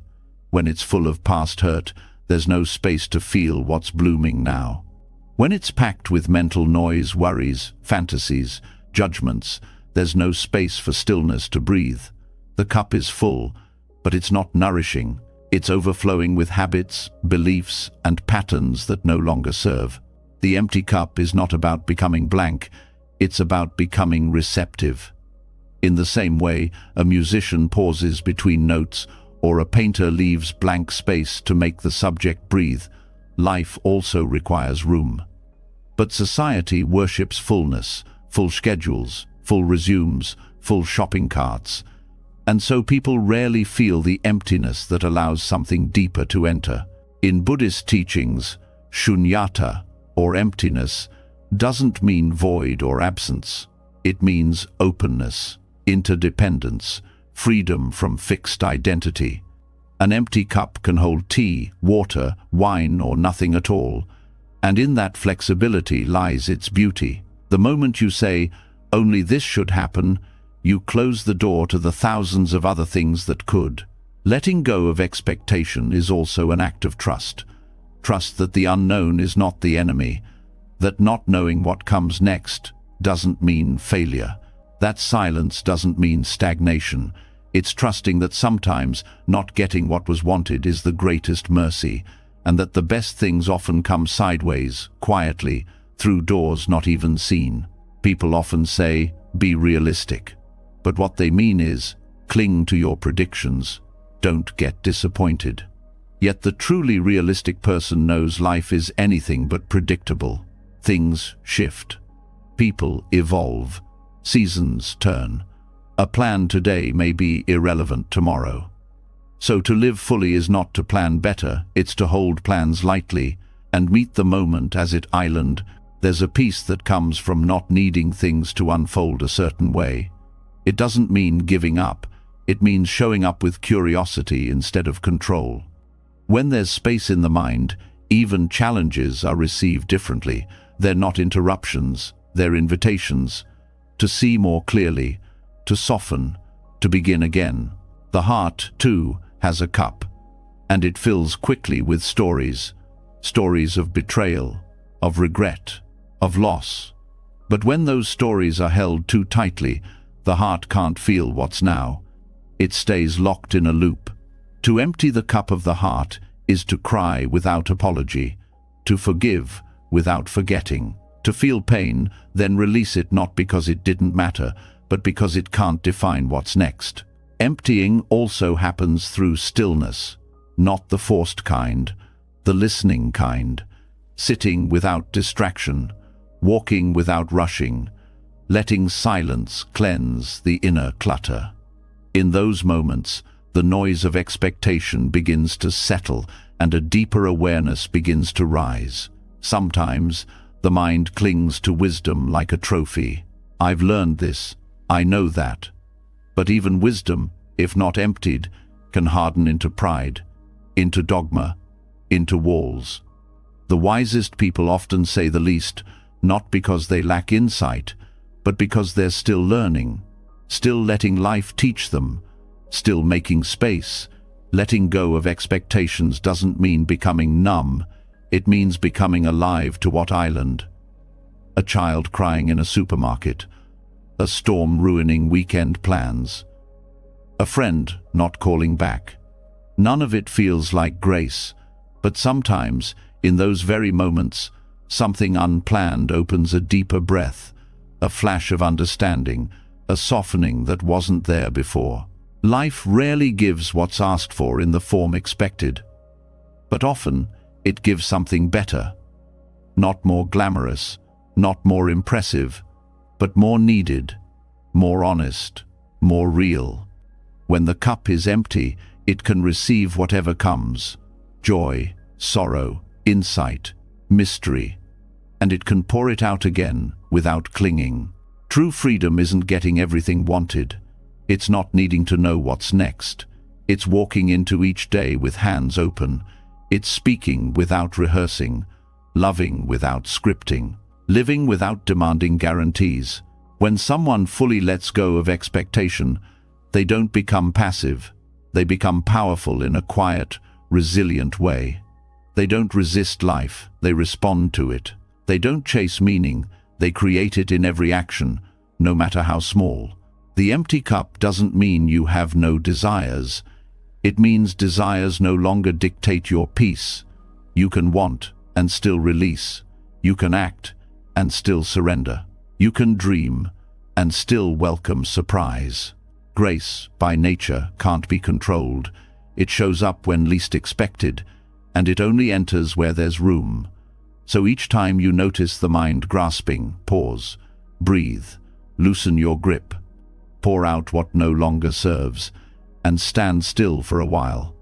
In that space, the unexpected may arrive not as a miracle, but as a gentle shift, a new insight, a quiet joy, a softened heart. The cup is never meant to stay full. It is meant to hold, release, and receive again. That is its gift. That is its nature. That is the quiet art of making space for the unexpected. And just like that, as the cup empties and the soul learns to release its grip on outcomes, a different kind of strength begins to stir. Not the kind made of willpower or declarations, but the kind that bends without breaking. In the quiet space where control is let go, there's something else waiting, something softer, something stronger. The kind of resilience that doesn't resist the storm, but flows with it. The bamboo does not stand tall by being rigid. It survives the wind because it bows. When life collapses unexpectedly, jobs lost, relationships ended, identities questioned, the first instinct is often to cling harder, to hold tighter to titles, roles, routines, and images of who one believes they are. But this rigidity is often what causes the deepest suffering. The tree that refuses to bend in the wind is the one most likely to snap. And so, the wisdom of the bamboo offers a different kind of lesson, one not grounded in force, but in flexibility. In many cultures, bamboo represents strength, but not because it's the hardest plant, because it's the most adaptable. It sways, it yields, it stretches far before ever reaching a breaking point. And in that bending, there's a quiet power, a trust in motion, a wisdom in release. This kind of strength is not celebrated enough. Society praises those who stand firm, who never change their minds, who cling to identity as if it's sacred. But what if the greatest freedom lies not in holding tight, but in letting go? Think of how much suffering is caused by trying to maintain a fixed identity, the need to be seen as successful, even when crumbling inside, the need to play the role of the strong one, even when exhausted, the need to always be right, even when growth means being wrong. Identity becomes a prison, not because it's false, but because it's frozen. And life, by its very nature, is not still. To bend is to recognize that who you are is not a fixed object, it's a process. It's a series of unfoldings. One day the role is teacher, the next it's learner. One season it's caretaker, another it's seeker. When identity is held too tightly, change becomes terrifying. But when flexibility is embraced, change becomes an ally. Flexibility does not mean weakness, it means wisdom. A river carves through mountains not because it is strong, but because it yields, it adapts.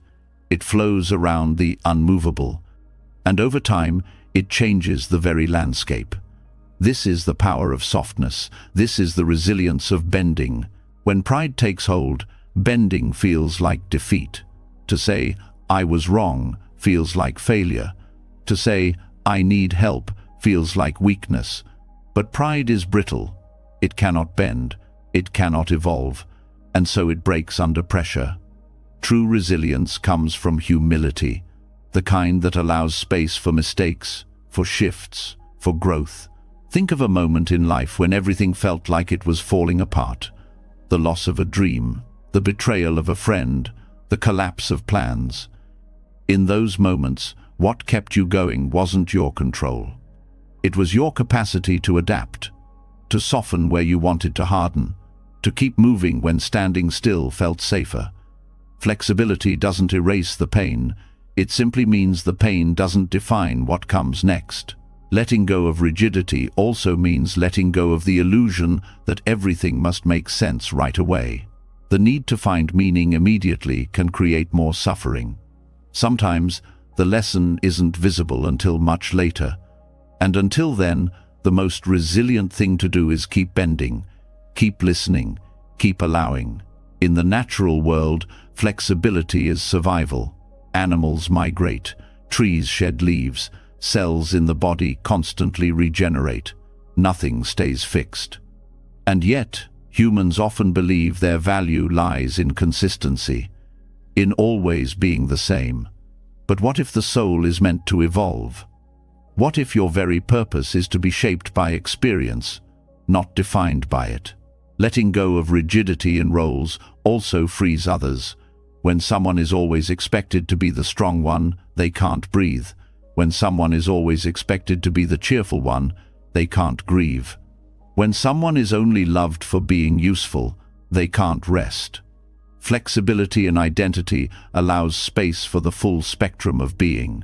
Flexibility is also an act of deep listening to yourself, to the moment, to what is actually needed now, not what was needed yesterday. This moment might require stillness. The next might call for boldness. One day, silence heals. Another day, speaking truth does. The flexible soul doesn't resist these shifts, it responds to them. In Buddhist teachings, the middle path is often misunderstood as a compromise. But it is not weakness, it is balance. It is wisdom that doesn't lean too far in any direction, that knows how to center itself, not by rigid discipline, but by gentle correction, like a dancer adjusting mid-step, like bamboo swaying but not falling. In meditation too, this flexibility matters. Some days the mind is loud, other days it's calm. The point is not to force silence, but to meet the mind as it island, to bend with it, not against it, to sit not to achieve, but to allow. The practice isn't perfection, it's presence. Relationships thrive when flexibility is present. The ability to say, "I was wrong," or "I've changed my mind," or "Let's start over." Rigidity demands being right. Flexibility values connection over ego. It lets go of the need to win and chooses to understand instead. Even the body teaches this. Muscles that are never stretched become stiff. Joints that are never moved lose their range. Resilience is not just about strength, it's about fluidity. Emotional, mental, physical, spiritual. To remain open, supple, responsive. And in grief too, flexibility is survival. There is no straight path through loss. Some days, the sorrow feels far away. Other days, it hits like the first hour. To move with that, to bend with the waves, is not weakness, it is the only way to stay afloat. Flexibility also means not needing to define everything. Not every feeling needs a label, not every moment needs a conclusion. Sometimes the most profound thing one can do is let things be, let them unfold, let them move through and beyond. The bamboo bends because it trusts the storm will pass. It doesn't resist the wind, it dances with it, and when the storm is gone, the bamboo is still standing. Not because it fought harder, but because it surrendered more wisely. That kind of resilience is not dramatic, but it is lasting. There is something beautiful in not always having to be right, in not always knowing the answer, in allowing mystery. The flexible mind makes space for wonder, for surprise, for transformation. The rigid mind, by contrast, only makes room for what already fits. Letting go of pride is perhaps the hardest part. The part that says, I should be beyond this, or this shouldn't affect me anymore. But healing is not linear, and growth is not a checklist. Pride often delays peace. Flexibility invites it back in. To bend is also to forgive, not just others, but oneself. To say, I didn't handle that well, and I can try again. Rigidity punishes, flexibility repairs. It weaves broken threads into new patterns. It finds strength not in being untouched, but in being softened. And at the heart of all this bending is love. A love that doesn't demand perfection, a love that doesn't panic at change, a love that trusts you can be many things over time and still be true, still be worthy, still be whole. The bamboo bends not to hide, but to survive, not to escape, but to endure, not to please, but to protect. And when the storm ends, it rises again, tall, quiet, rooted. That is the quiet strength of flexibility, not louder than pain, but deeper. Not faster than time, but wiser. Let that be enough. Let yourself bend when needed. Let yourself stretch when called. Let yourself flow where life moves, and trust deeply, quietly, that you will not break. And, just like the bamboo that returns upright after the storm, quiet but unshaken, there comes a moment when even the mind's most persistent tempests begin to fade. Not because they've been conquered, but because something deeper has been understood. It's no longer about resisting the force. It's about recognizing the illusion behind it.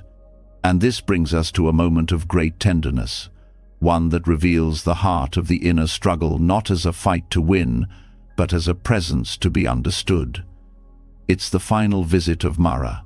Mara is not a villain in the way stories often cast shadows. He doesn't carry weapons, doesn't roar through the forest, doesn't trap anyone physically. Instead, Mara whispers the thoughts that feed self-doubt, fear, anger, craving, and despair. He is not outside. He is the voice within that question's worth, that resurrects past wounds, that ignites silent wars under the skin. And yet, in the Buddha's final days, when Mara visits again, something remarkable happens.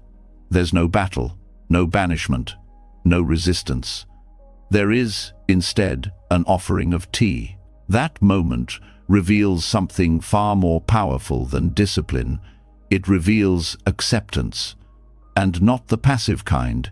This acceptance is wise. It sees clearly. It meets the darkest thought without panic. It says, I see you. You do not control me. You may sit here, but you no longer run the show. This is how the Buddha greets Mara in the end, not with force, not with denial, but with full awareness and compassionate presence. What makes Mara lose his grip is not being defeated, it's being welcomed, being seen without fear, being treated like a guest, not an enemy. That response removes the fuel from the fire. And that's the lesson. Negative thoughts thrive on rejection, on being pushed away, on being feared. They lose power when brought into the light with steady, calm attention. Many live in a constant state of silent combat, waging war against their own minds. Thoughts arise unwanted, intrusive, uncomfortable, and the reaction is immediate. Get rid of it, fight it, suppress it. But that fight becomes the trap. The more resistance, the more attention. The more attention, the more rooted the thought becomes. It's like trying to silence an echo by shouting at it. The story of Mara is a mirror. It reflects the parts of ourselves we label as unworthy. The inner critic, the anger, the craving, the sadness. But labeling them as enemies only feeds their strength. When the Buddha sees Mara, he calls him by name, not in fear, but in recognition. "Ah, Mara," he says gently, "you are here again." This act of naming is not just poetic, it is powerfully disarming. Naming brings consciousness, consciousness brings space, and space interrupts the cycle. Negative thoughts are not proof of failure, they are part of the human experience. What transforms the experience is how they are met. Meeting them with curiosity instead of judgment changes everything. Asking, "Where did this come from?" or "What is this trying to protect?" opens a new path. A path not of control, but of understanding. Letting go of the battle doesn't mean giving up. It means changing the nature of the relationship. Instead of trying to win against the inner voices, the path is about inviting them to speak and listening without being consumed. This isn't easy, especially when those thoughts are tied to pain, but compassion disarms what force cannot. Mara appears most strongly when things are quiet. In moments of stillness, during meditation, at night before sleep, he comes dressed as restlessness, as doubt, as distraction. He says, "This silence is dangerous. Do something." And often people obey, not because they want to, but because silence becomes unbearable when they don't know how to hold what rises in it. But what if silence isn't empty? What if silence is just the space where truth waits beneath all the noise? When Mara says, "This isn't working," compassion replies, "I hear you, but I'm staying." When Mara says, "You're wasting time," compassion replies, "There is no rush." This gentleness is not weakness. It is the firm hand that chooses peace over panic. Even when Mara arrives with old memories, with guilt, with fear of the future, the approach remains the same. "Ah, you again. Sit with me." This invitation rewires the nervous system. It tells the body, "You are not under attack. You are not being chased. You are home." So much of suffering is not in the thought itself, but in the resistance to it. "I shouldn't feel this. This shouldn't be happening. Why is this back?" These thoughts compound the pain, but when resistance softens, the thought often dissolves on its own. Not instantly, but eventually, like a wave that crashes and then retreats back to sea. Mara thrives on urgency, on the belief that discomfort must be fixed now. But what if discomfort is just a signal, not a danger? What if the anxious thought is not a command, but a flare saying, "Look here, there is something unresolved." Ignoring it or fighting it will only delay healing. Sitting with it, gently, begins to unwind the knot. Letting go of the battle also means letting go of the idea that one must be constantly positive to be spiritual or enlightened or worthy. The Buddha did not reach peace by avoiding Mara. He reached peace by no longer needing to exile him. Peace does not mean the absence of inner struggle. It means the ability to be still within it. Thoughts lose power when they are not personalized. "I'm having a thought that I'm not good enough" is very different from "I'm not good enough." The first creates space. The second creates identity. That space, even if only a breath wide, is the key. In that space, there is choice. Choice not to believe, choice not to react, choice to stay seated in one's center. Over time, the visitations become less threatening, not because the thoughts disappear forever, but because the relationship to them is no longer hostile. They become like familiar clouds passing through the sky. Not welcome, but not alarming either. Just passing. Even when Mara visits in more disguised forms, comparison, perfectionism, envy, the same invitation applies. Ah, this again. Sit with me. This allows for inquiry. What is this emotion protecting? What fear lives underneath? What unmet need is speaking here? This approach transforms what once felt unbearable into something that can be held, not controlled, not erased, but held, and that holding becomes healing. The mind learns that it is safe to feel, that no thought is too dark to be seen, that no feeling is too heavy to be carried with grace. And this does not mean indulging every thought. It means not fearing them. It means not giving them the steering wheel. It means learning to respond, not react, to pause before assuming, to breathe before believing. Even in daily life, Mara shows up, in a look that feels like judgment, in a silence that feels like rejection, in the flash of jealousy that arrives uninvited. But when recognized with compassion, these moments become openings. They teach. They reveal the hidden stories running beneath the surface. And when those stories are seen, they can be rewritten. The path of the Buddha is not about perfection. It is about liberation. Liberation from the cycle of self-inflicted harm. Liberation from the compulsive need to control the mind. Liberation from the belief that peace comes from defeating something. True peace comes from no longer needing to fight. The last visit of Mara is a moment that echoes across centuries, not because it was dramatic, but because it was honest. The enlightened one still faced his shadow, but he no longer needed it to disappear. That is the deepest letting go, to let go of needing anything to be different before peace is possible. And so when negative thoughts arise, the question becomes, can this be met with kindness? Not agreement, not rejection, just presence. Because in that presence, Mara loses his edge. The thought loses its urgency. The storm loses its grip. This kind of living aware, compassionate, spacious, does not make life easy, but it makes life clear. And clarity is what dissolves illusion. The illusion that one must be fixed to be free. The illusion that only light is welcome. The illusion that shadows mean failure. In the end, Mara still visits, but he no longer stays. And that is enough. Not because he has been conquered, but because he has been understood, and what is understood cannot control. What is met with love cannot harm. The invitation, then, is not to wait for the storm to end, but to become the one who sits calmly as it passes. To welcome the final visit not as a threat, but as proof that nothing has been left unexamined, that no part of the self is unworthy of awareness.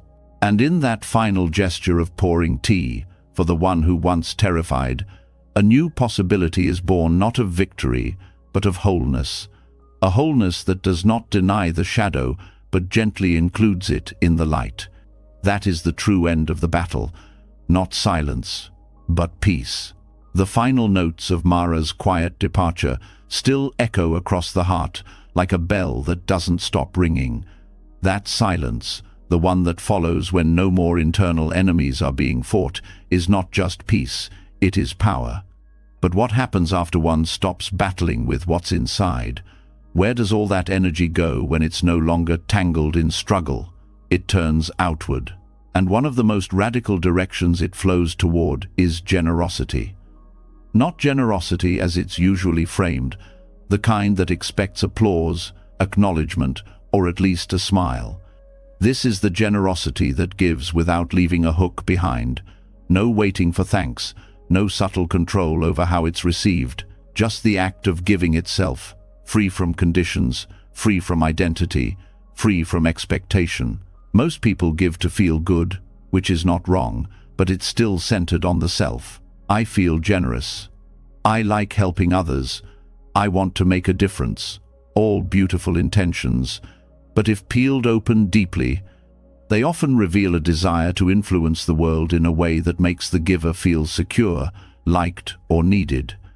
That's not freedom, that's transaction dressed in virtue's clothing. Real generosity, the kind the Buddha spoke of, is not a performance or a bid for approval.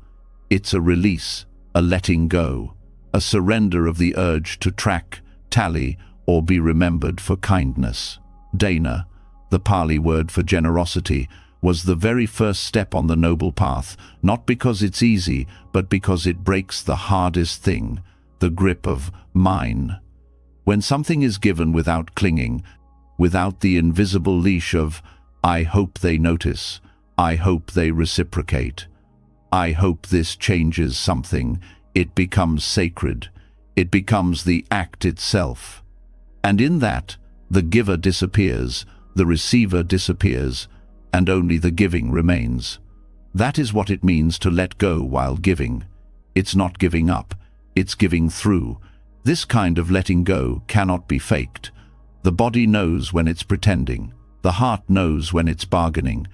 Even the smallest internal voice, the one that lives beneath the smile, will whisper, I still wanted something from this.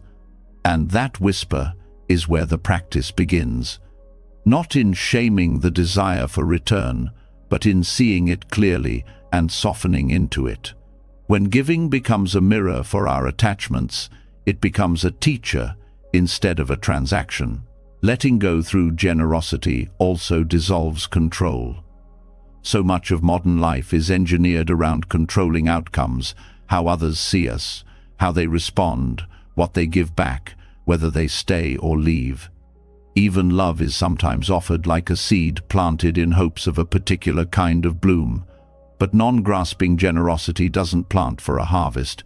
It lets the seed fall where it may. It accepts that some will grow, some won't, and some might be eaten by birds before they even reach the ground. And it doesn't follow up. It doesn't check the soil. It doesn't say, look what I did. It walks on, open and empty, with hands that remain outstretched, not to catch, but to release again. Even in speech, the practice shows itself. A kind word given without waiting for warmth in return is a form of freedom. A favor done without tracking how many favors are owed. A secret kept without needing the person to be grateful. Every time something is offered with open palms instead of clenched fingers, the internal tightness softens, and something profound shifts. The identity of the generous one, the narrative of the self as good, worthy, or enlightened, begins to dissolve too. True Dana strips away the storyteller. It doesn't feed the ego, it empties it gently. In this way, non-grasping generosity becomes a kind of purification. It burns the self-concern that hides inside even our best qualities. The act of giving becomes an undoing. Not a subtraction of worth, but a subtraction of burden. The burden of needing to be seen a certain way. The burden of managing how the world receives what we offer. When those layers peel back, what remains is raw, alive, and incredibly light. And it's not only about material giving. The most subtle gifts are the ones that most often go unnoticed, and that's precisely their power. Giving time without checking the clock.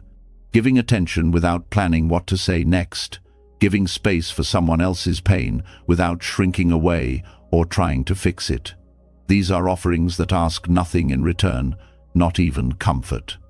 They don't need to be seen or praised to be real. In fact, their invisibility is what makes them sacred. There's also the paradox that the less we expect from our generosity, the more deeply it nourishes. When someone offers water to a stranger without knowing if it's appreciated, that gift becomes a moment of freedom. But when someone gives and waits to be thanked, even if silently, the giving turns into a debt ledger. It becomes heavy, and eventually, that weight turns into resentment. They didn't appreciate me. They didn't acknowledge what I did. But these statements reveal that the giving was never free. It was always a negotiation with a hidden clause. Appreciate me, or I'll suffer. In letting go of that clause, the suffering dissolves with it. Even in spiritual practice, generosity can become sticky with identity. Meditators who give time to others sometimes wrap their offerings in silent contracts. I did this for you, so you should see me as wise. Teachers who share knowledge may cling to being needed. Parents who sacrifice may secretly demand emotional repayment. None of this is shameful. It's human, but it's also imprisoning. Because as long as generosity is tied to self-image, it can never fully be a path to liberation. It only builds a more virtuous cage. So what does real letting go through generosity feel like? It feels like the moment after an exhale, that pause where nothing is clung to, nothing is expected, and nothing is owed. Just the clean release of something no longer needed, a kind of relief without conditions, a smile that lingers even when unnoticed, an offering that vanishes without a trace and leaves the soul lighter than before. Even more challenging is giving when it feels like there's nothing to give, not because of poverty, but because of exhaustion, hurt, or isolation. But sometimes the most radical generosity is not a thing or a word, but a pause, a breath taken for another person instead of a reaction, a willingness to listen even when we're tired, a decision not to pass judgment when it would feel so good to do so. These are not small things. They are tectonic shifts in a world addicted to reaction and retaliation. Generosity also reshapes how we view rejection. When something is given freely, rejection doesn't wound, because the giving wasn't a bid for connection, it was an act of inner release. If the other accepts it, wonderful. If they don't, it remains pure. And this frees the giver from the tyranny of needing validation to feel whole. It shifts the center of power inward. The choice to give becomes the liberation itself, not the outcome. There's even something profound in giving to those who may never know our name. The anonymous donation, the quiet kindness, the act no one sees. These expressions carry a kind of invisible nobility. They work on the soul like a gentle sanding down of the edges. They teach the giver more than the receiver. Because to be generous without being noticed is to finally step out of the spotlight and into stillness. Some might wonder if this form of giving is too passive, too empty, too detached. But that's the illusion of control speaking again. Non-grasping generosity is not indifference, it's intimacy without ownership. It's not less engaged, it's more surrendered. The world doesn't need more performative kindness. It needs hearts willing to give without claiming territory. People who plant trees under whose shade they will never sit. That's the kind of generosity that transforms both giver and world. At its deepest level, this kind of giving becomes an act of devotion, not to a god or a person, but to life itself. A bow to impermanence, a nod to the mystery, an offering made not to gain, but to participate, not to impress, but to dissolve. And in this dissolving, the lines blur between giver and gift, between one moment and the next, between self and other. What's left is silence, spacious, alive, and utterly free. Letting go of the need to be acknowledged for generosity is not weakness. It's the strength to love without asking the world to echo it back. It's the courage to disappear into the gesture. And in that disappearing, something astonishing happens. The more we let go, the more deeply we connect, not to a story about who we are, but to the boundless flow that never asks who we are in the first place. And that flow is where the next lesson quietly waits. Because if giving without needing is freedom, then what about receiving without fear? What happens when the ego steps aside not only in offering, but also in surrendering to care? The path does not end at the open palm, it continues into the open heart, and that is where we now go. When generosity has no grasping, when giving comes with no strings, a new kind of peace arises. But just when the heart begins to soften in that spaciousness, life brings another wave. Not a wave of gratitude, not a reward, but a surge of chaos, unpredictability, and emotion that does not respond to goodness with symmetry. That is where the next lesson begins, in the recognition that life does not follow the logic of fairness, but dances like the sea, rising, falling, surging, withdrawing, and in that rhythm, something vital waits to be seen. Most of the struggle comes from trying to fix life in place. People chase comfort, trap happiness in routines, organize calendars as if time could be tamed, love as if relationships could be frozen into perfection, and practice mindfulness as if peace could be bottled. But the wave does not ask permission to crash. The tides do not wait for readiness. The seasons do not ask if winter is convenient. Samsara is not a puzzle to solve, but an ocean to ride. And those who learn to surf the chaos become intimate with a deeper kind of strength, not the strength of resistance, but the strength of flexibility. The more one tries to tame samsara, the more brutal it becomes. Every plan disrupted, every dream delayed, every emotion misunderstood becomes a personal failure. The stories in the mind tighten around the neck. It starts to feel like life is happening to you. But that feeling is not because of life, it's because of the grip. The wave cannot be stopped, but the grip can be loosened. There's an old story of a monk who fell into a raging river. The current tossed him toward jagged rocks and over sharp drops. Spectators screamed from the banks, helpless. But the monk reappeared miles downstream, unharmed, laughing. When asked how he survived, he said, "I became the water." To become the water is not to surrender to despair. It is to stop bracing. It is to feel the direction of the current and move with it without losing oneself. That is the art of letting go of control without letting go of discernment. Surfing samsara means feeling the wave under your feet, but keeping your balance in the moment, not in the map. No one controls the ocean.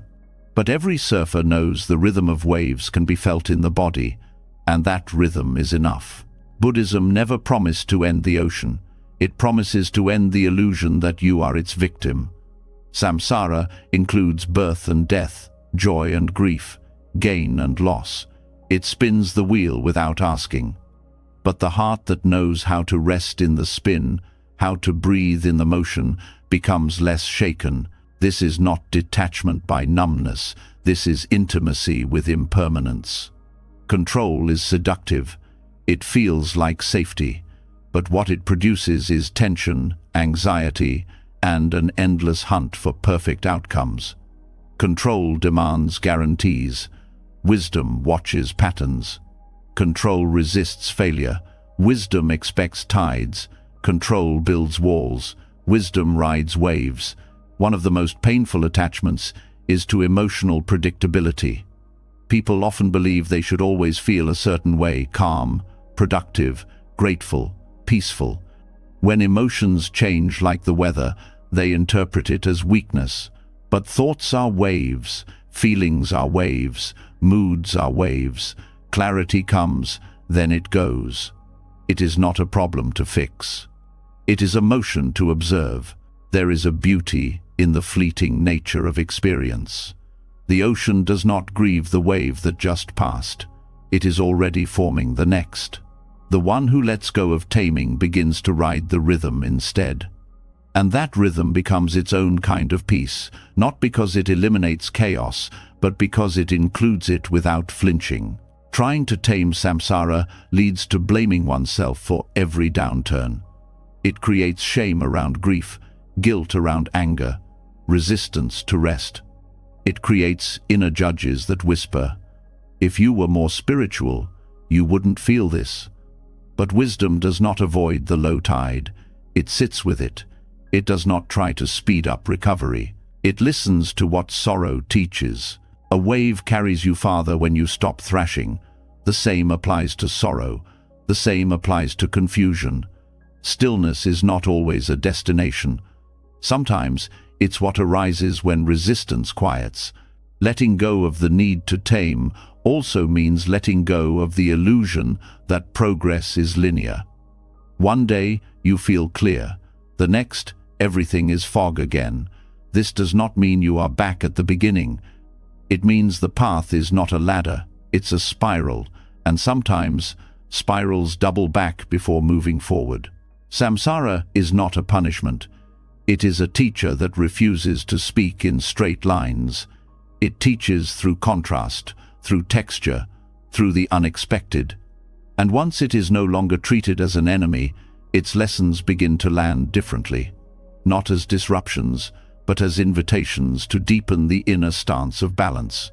To surf samsara is to become a witness to both chaos and stillness with equal intimacy. It is to stop labeling days as good or bad, and instead greet each one with curiosity. The wave that crashes might be followed by the one that lifts. The joy that vanished may have left a silence wide enough to hear truth. The pain that came without warning might have softened something hidden. Sometimes, in the attempt to tame samsara, people chase enlightenment like a finish line. But what if enlightenment is not an escape from the wave, but a posture within it? What if the awakened ones are not those who float above reality, but those who laugh while soaked in its salt? The more one loosens the grip on outcomes, the more life begins to move again. It is often the chase that exhausts. It is the grasp that tightens pain. But the breath that returns to presence again and again becomes a surfboard in the storm. Balance is not stillness. It is adaptation. Even the Buddha sat under the Bodhi tree not to escape the world, but to understand it. Enlightenment did not erase the wave. It gave him the eyes to see it differently. The rains still came, illness still came, death still came, but fear, the need to tame, the illusion of control, those fell away. Every attempt to control another person's reaction, to script the timing of healing, to lock in a constant state of motivation or clarity, is a form of trying to tame the ocean. And every wave that breaks that expectation is an opportunity to ride something wilder, something real. Letting go of taming samsara is not passive. It is not carelessness. It is awareness that energy spent resisting could be used dancing, that the muscle used to clench could be used to paddle, that the voice used to blame could be used to sing. When you stop trying to tame the wave, you start hearing its rhythm. You stop yelling at the thunder and start listening to the rain. You stop measuring the worth of the day by what stayed in place and start learning from what moved. True resilience is not a hard shell. It is a soft center that can flex, adjust, shift, and still remain whole. The wave never breaks the ocean. In the same way, chaos never breaks the one who rides it with presence. Samsara may never be still, but the heart can be, and not because it hides, because it learns to breathe with the wave instead of against it. That is freedom, not from life, but with it. And still, even after letting go of the need to be thanked, even after loosening the grip on outcomes and praise, there is one more subtle place where control hides within the assumption that peace is a permanent achievement. As if once equanimity is tasted, it will remain. As if the mind, once clear, will never again stir. But waves don't apologize for rising after falling. They are not wrong for returning. The ocean is not broken because it never holds still, and this is where the next lesson begins. There are those moments when everything finally feels okay. Not extraordinary, not euphoric, but okay, in a way that feels enough. Then, without warning, a crash.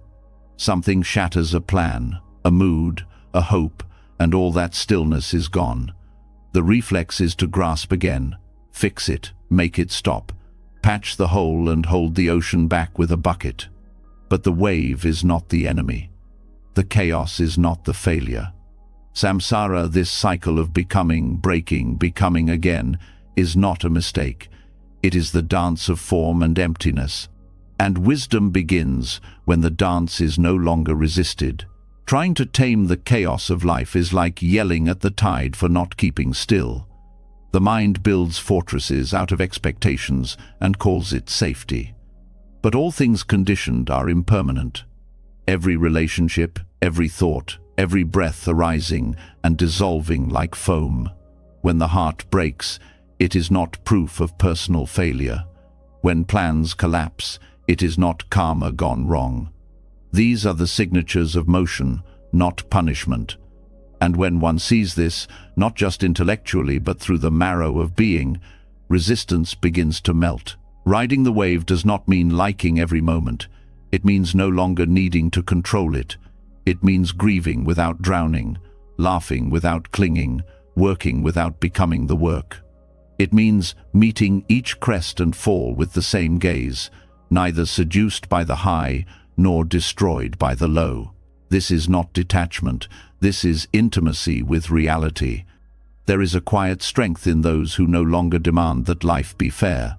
Not because they've given up, but because they've seen that fairness is a human metric, applied to a mystery too vast to calculate. Life unfolds not by fairness, but by interdependence. A butterfly flutters in the Amazon, and rain falls in Spain. A kind word uttered in a market 20 years ago becomes the reason someone does not give up today. When viewed this way, even the wave becomes a teacher. Most people wait for the storm to pass so they can feel calm. But the teaching of the Dharma is not about waiting. It's about seeing that even in the storm, there is something unshaken. There is a silence, not silenced by thunder, a stillness under the surface. The calm is not after the wave. The calm is inside the one who surfs it. And surfing doesn't require special talent. It requires presence, feet not anchored in sandcastles, but knees bent, heart open, and eyes awake. Pain becomes agony when it is labeled as wrong. Sadness becomes despair when it is labeled as failure. Samsara becomes suffering when it is resisted. The wave is not what breaks us. What breaks us is trying to control the rhythm of a universe that never signed our blueprint. The liberation is not in getting the ocean to be still. The liberation is seeing that we were never separate from it. Every attempt to tame life is an attempt to deny its wisdom. Control is often fear in disguise. It is the child who builds walls around their heart after one betrayal and forgets to open the gate again. It is the planner who micromanages the future to avoid past pain, only to find that life does not follow spreadsheets. Surrender is not the enemy of progress. It is its foundation. Because when we stop resisting, energy is freed. What was once used to fight the current is now used to float, to notice, to breathe. Even enlightenment, if grasped, becomes another chain. Even serenity, when clung to, becomes another desire. True freedom is not having it all figured out. It is being at peace even when nothing makes sense. It is bowing to the wave, not to worship chaos, but to acknowledge its inevitability. The bow says, "I see you, I won't run, teach me." There is a Zen story of a monk who asked his master, "How do I enter the way?" The master replied, "Do you hear the sound of the stream?" The monk nodded. "Enter there," said the master. The sound of the stream, the crash of the wave, the messiness of a breakup, the sting of rejection, the joy of birth, the grief of death, all of it. That is the way, not separate, not obstacles, but doorways. When we insist on taming every wave, we lose our curiosity. We become so busy trying to control the script that we forget to watch the play unfold. And sometimes, the plot twist is the exact medicine the soul needed. The lost job that made room for the calling, the breakup that broke the ego, the illness that returned one to what matters. Life is not a straight path to clarity. It is a spiral staircase where each step down is also a step up. Samsara is not just suffering. It is the teacher dressed in impermanence. It is the reminder that joy and sorrow wear the same face, just lit by different moons. And riding the wave does not mean bypassing pain. It means feeling it fully without building a dam. It means allowing tears to fall without turning them into a story of inadequacy. It means trusting that the wave has rhythm, even if it doesn't follow yours. The ego wants the wave to make sense. The heart just wants to feel it. And when one finally allows the heart to feel raw, tender, open, something shifts. Control begins to fade, not in defeat, but in trust. Trust that the wave will not carry you away. Trust that groundlessness is not the same as danger. Trust that surrender is not giving up, it is coming home. In surfing, one learns quickly that stiffness leads to falls. Rigidity is the opposite of balance. The body must sway, adjust, respond. So must the mind. The thoughts that say, "This shouldn't be happening," are like locked knees on a moving board. They cause collapse. But when the mind says, "This is what is," the muscles of resistance loosen, and with looseness comes grace. We do not become free by changing the waves. We become free by changing our relationship to them, by no longer believing that calm means control, by no longer seeking a life without motion, but a mind that can move with life, by realizing that wisdom is not the absence of difficulty, but the intimacy with it. To ride samsara's wave is to accept that life includes loss, unpredictability, death, and rebirth. It is to know that the self who clings cannot survive the ocean, but the self who bows becomes the ocean. No longer separate, no longer threatened, just a movement of water, aware of itself. And this awareness, gentle and wide, holds everything. The storm, the stillness, the desire to fix, the ache of not knowing, all of it is seen. And in this seeing, there is space. And in space, there is freedom. Not the freedom of control, but the freedom from needing it. The wave never promised to behave. It only promised to be real, and that's enough. The teaching is simple, but not easy. Stop trying to tame the wave. Learn to ride it. Let it carry you, crash you, teach you. And when you rise again, salt on your skin, hair in your eyes, heart open, you'll realize the wave was never the enemy. It was the path. Underneath the shimmering surface of every wave lies the ocean's depth, untouched, unmoved. And so the dance of chaos and surrender from before now leads into an even subtler unraveling, where the question is no longer about riding life's turmoil, but about realizing who or what is riding at all. If the wave is never permanent, neither is the surfer. And if identity keeps shifting like foam, maybe what we think we are was never truly the rider to begin with. There's a soft disorientation in realizing that the person who felt joy yesterday may not be the same one who feels sorrow today. Thoughts come and go, emotions rise and dissolve, bodies age, desires evolve. And yet, something clings. It insists on saying, I am my body. I am my sadness. I am this memory. I am these thoughts. But what if none of it is truly I? What if the very building blocks we assemble into a self-form, feeling, perception, mental formations, and consciousness are just like sandcastles in the tide? The Buddha didn't offer metaphysical puzzles to confuse people, he offered tools to see clearly. One of his most radical insights is the concept of the 5 aggregates, or skandhas. These are the components that make up what is commonly experienced as a person, not a soul, not an essence.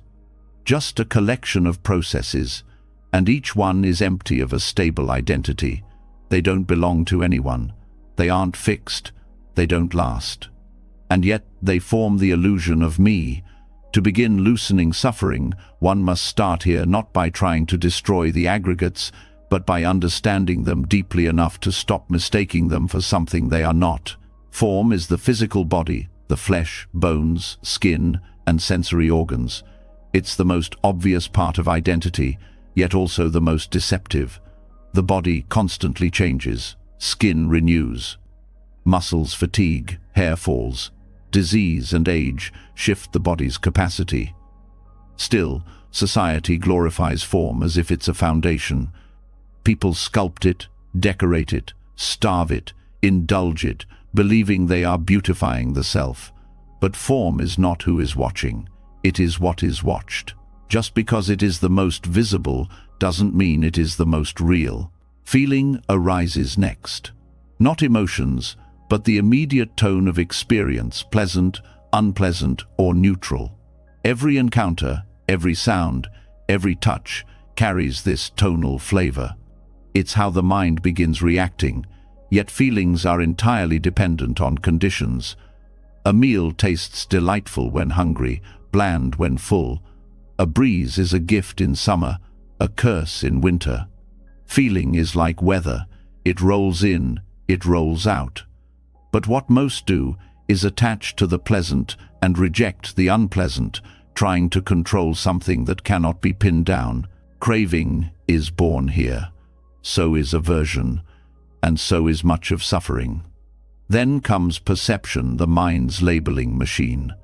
It recognizes patterns, assigns names, links present experience with memory. A face is seen and labeled. Friend, stranger, threat, desire. A word is heard and instantly filtered through 1,000 associations. Perception organizes reality, but it also distorts, it oversimplifies.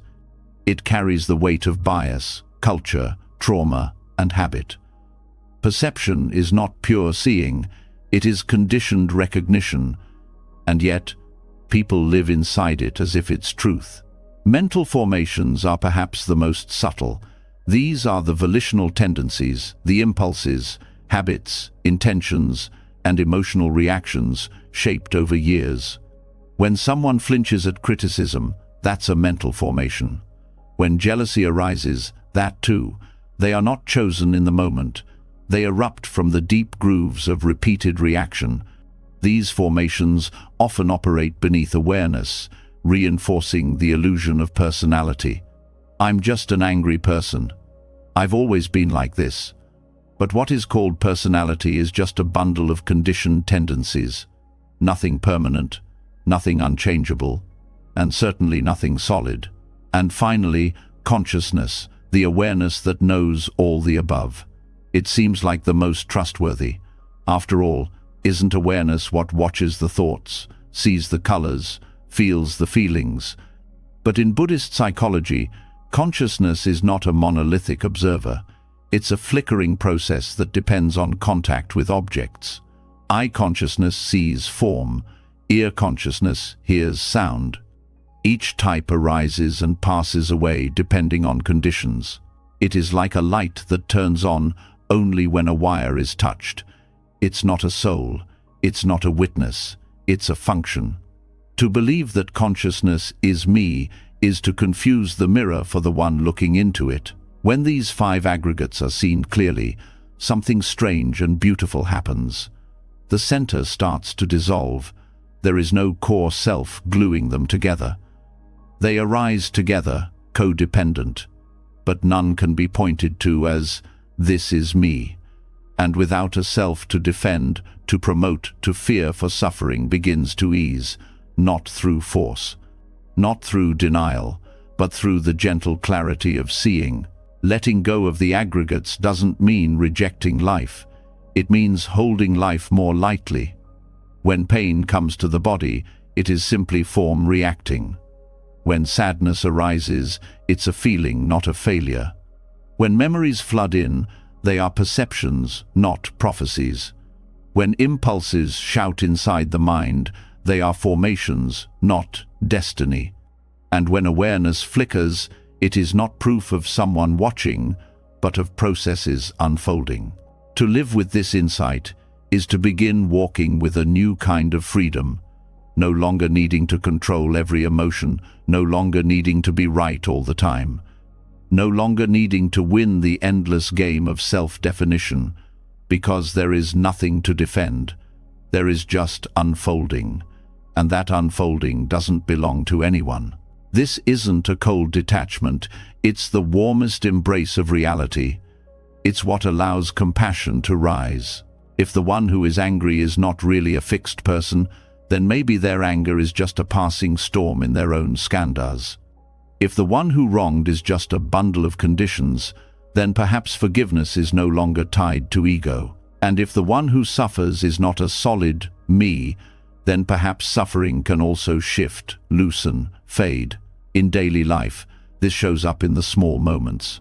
When a thought says, "I can't believe I did that," pause and notice the I. Is it a memory of form, a feeling of regret, a mental formation replaying shame? When frustration hits in traffic, can it be traced? Is it a perception of time wasted, a feeling of restlessness, a formation born of habit? When joy surprises you in a quiet moment, can you notice it arise not as something owned, but as something happening? Freedom doesn't come from transcending the world. It comes from seeing through the illusions that tighten it. The illusion of ownership, the illusion of permanence, the illusion of self. When the aggregates are met with curiosity instead of grasping, the whole world becomes less personal, less heavy, less threatening. This doesn't mean becoming passive. The aggregates still move, the body still eats, feelings still fluctuate, plans still form.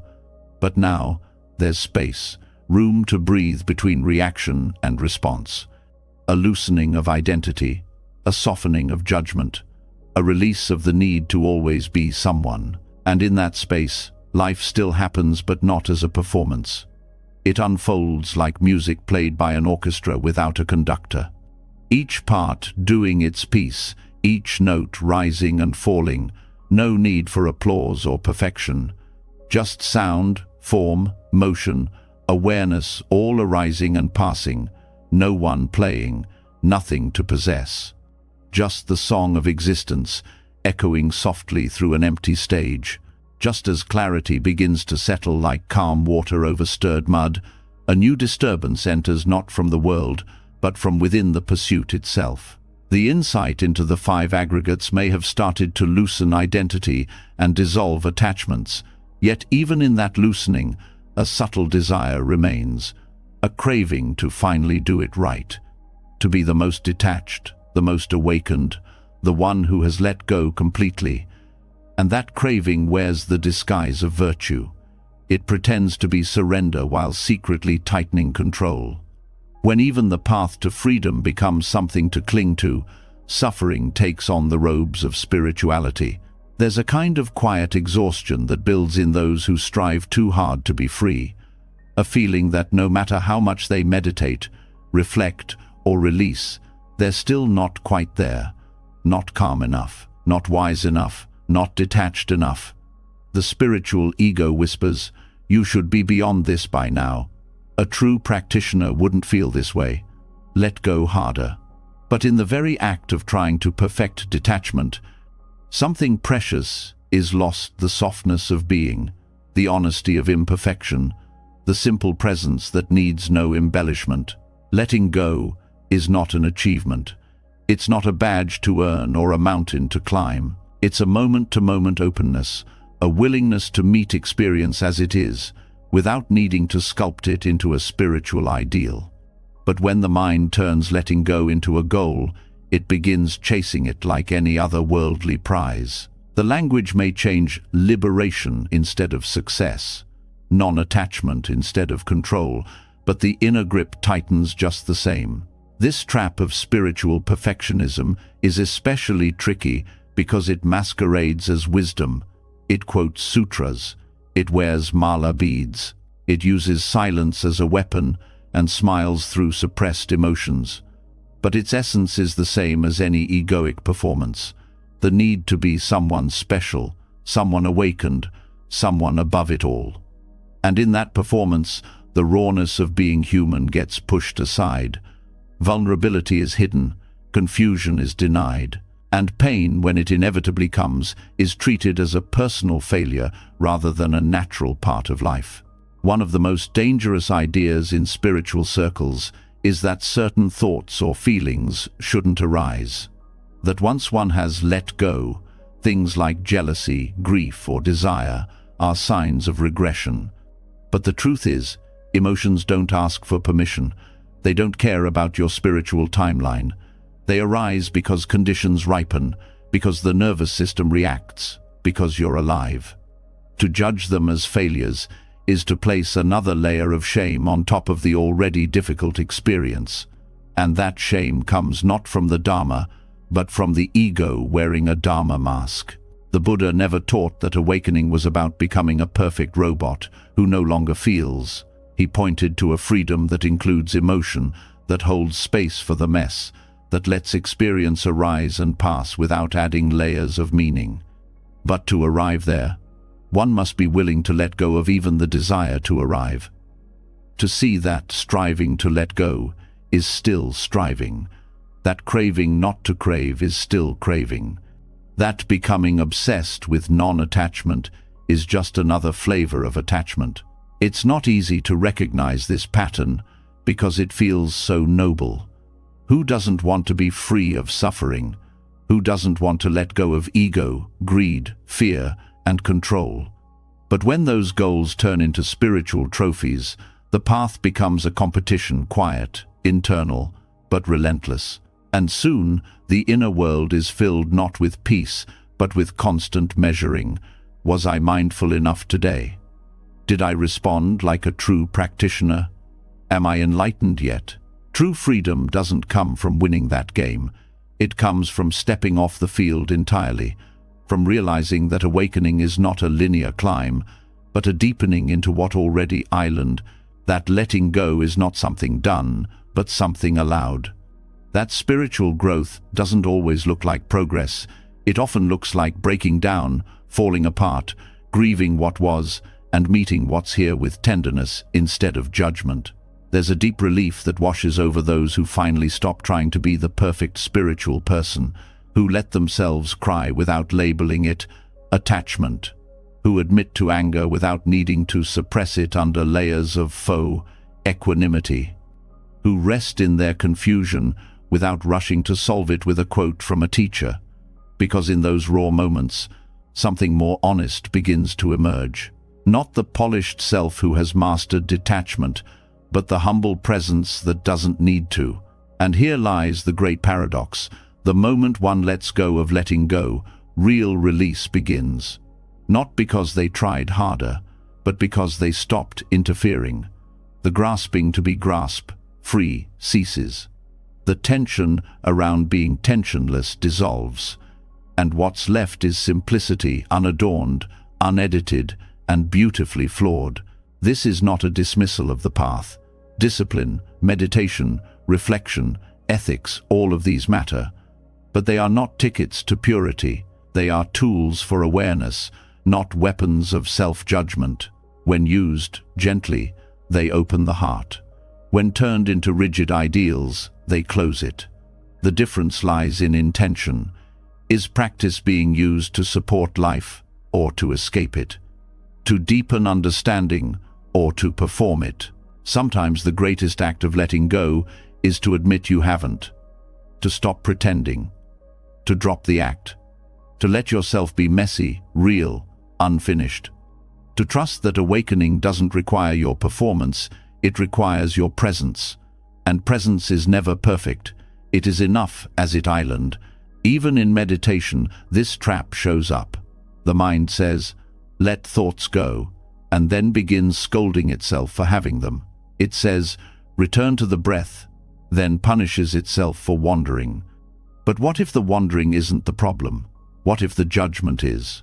What if the real letting go is not forcing the mind into silence, but noticing the noise without getting tangled in it? That's where peace begins, not in controlling the mind, but in befriending it. Spiritual perfectionism also loves to compare. That teacher seems so serene. That friend seems so unattached.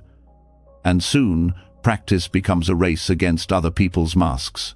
But what's shown on the outside is never the full truth. Everyone has their edge. Everyone wrestles with some shadow. And the most awakened ones are usually those who no longer need to prove it. The path to peace isn't paved with polished moments. It's made of missteps, stumbles, returns. It's not linear. It spirals, loops, circles back. It confuses. It clarifies. Then it confuses again. But underneath it all, there's a current of something steady, an awareness that doesn't need fixing. And that awareness doesn't demand that you let go perfectly. It meets whatever's here with a quiet yes. To let go of the letting go is not to become passive, it's to become real, to show up fully, to meet the moment without the added burden of needing it to be anything else. That kind of presence is powerful, not because it controls experience, but because it stops pretending it can. When you drop the pressure to be awakened, something shifts. The shoulders lower, the breath deepens, the eyes soften, and the heart, no longer needing to perform detachment, begins to open. Not just to joy, but to sorrow, not just to clarity, but to confusion. And in that openness, a different kind of freedom arises, the kind that isn't fragile, because it doesn't depend on getting everything right. The teachings were never meant to become another cage. They were keys. But even keys can be clung to. Even maps can be mistaken for the journey. And even the idea of awakening can become an obstacle if held too tightly. So breathe. Return to the messy now. Drop the need to be the most detached person in the room. Drop the shame of not having let go perfectly. Drop the story that you're behind on some invisible path. There's nothing to catch up to. There's only this moment, waiting to be met with tenderness. And maybe that's the real awakening, not an escape from being human, but a return to it, fully, authentically, without needing to achieve the perfect version of anything. Letting go is not a final destination. It's a rhythm, a movement, a dance. And the dance continues, not when you master the steps, but when you stop gripping the floor. Just as the illusion of perfect detachment quietly shattered under the weight of its own striving, another truth begins to surface, one that no one escapes. Even the compulsion to let go, even the ego dressed in robes of spirituality, fades when faced with the one teacher that doesn't bend to illusion, death. While the ego can disguise itself in spiritual masks, death strips away every mask. It does not wait for readiness. It doesn't ask if one has mastered the breath or memorized sutras. It doesn't care how enlightened a person believes they are. Death is not a punishment. It is not a failure. It is the most honest presence in all of life, and it teaches by taking away everything that cannot be held. This is not a reflection meant to inspire fear. Quite the opposite. Fear clings to the fantasy that things could last forever.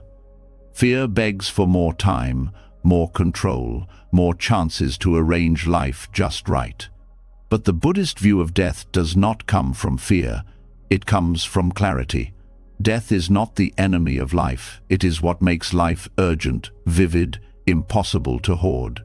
It invites a different relationship with time, one that isn't about squeezing the most in, but about letting go of what no longer matters. The awareness of death is not morbid. It is liberating because it exposes the great lie of permanence. And with that lie gone, there is nothing left to protect, nothing to arrange, nothing to postpone. Just presence.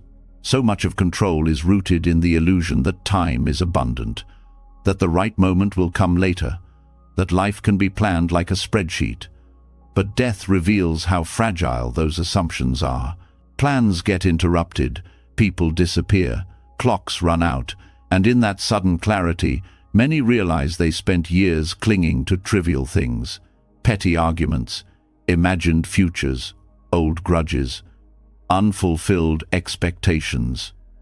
Entire lives poured into trying to hold together a version of the world that was never going to stay still. In Buddhist teachings, death is not hidden or sugar-coated.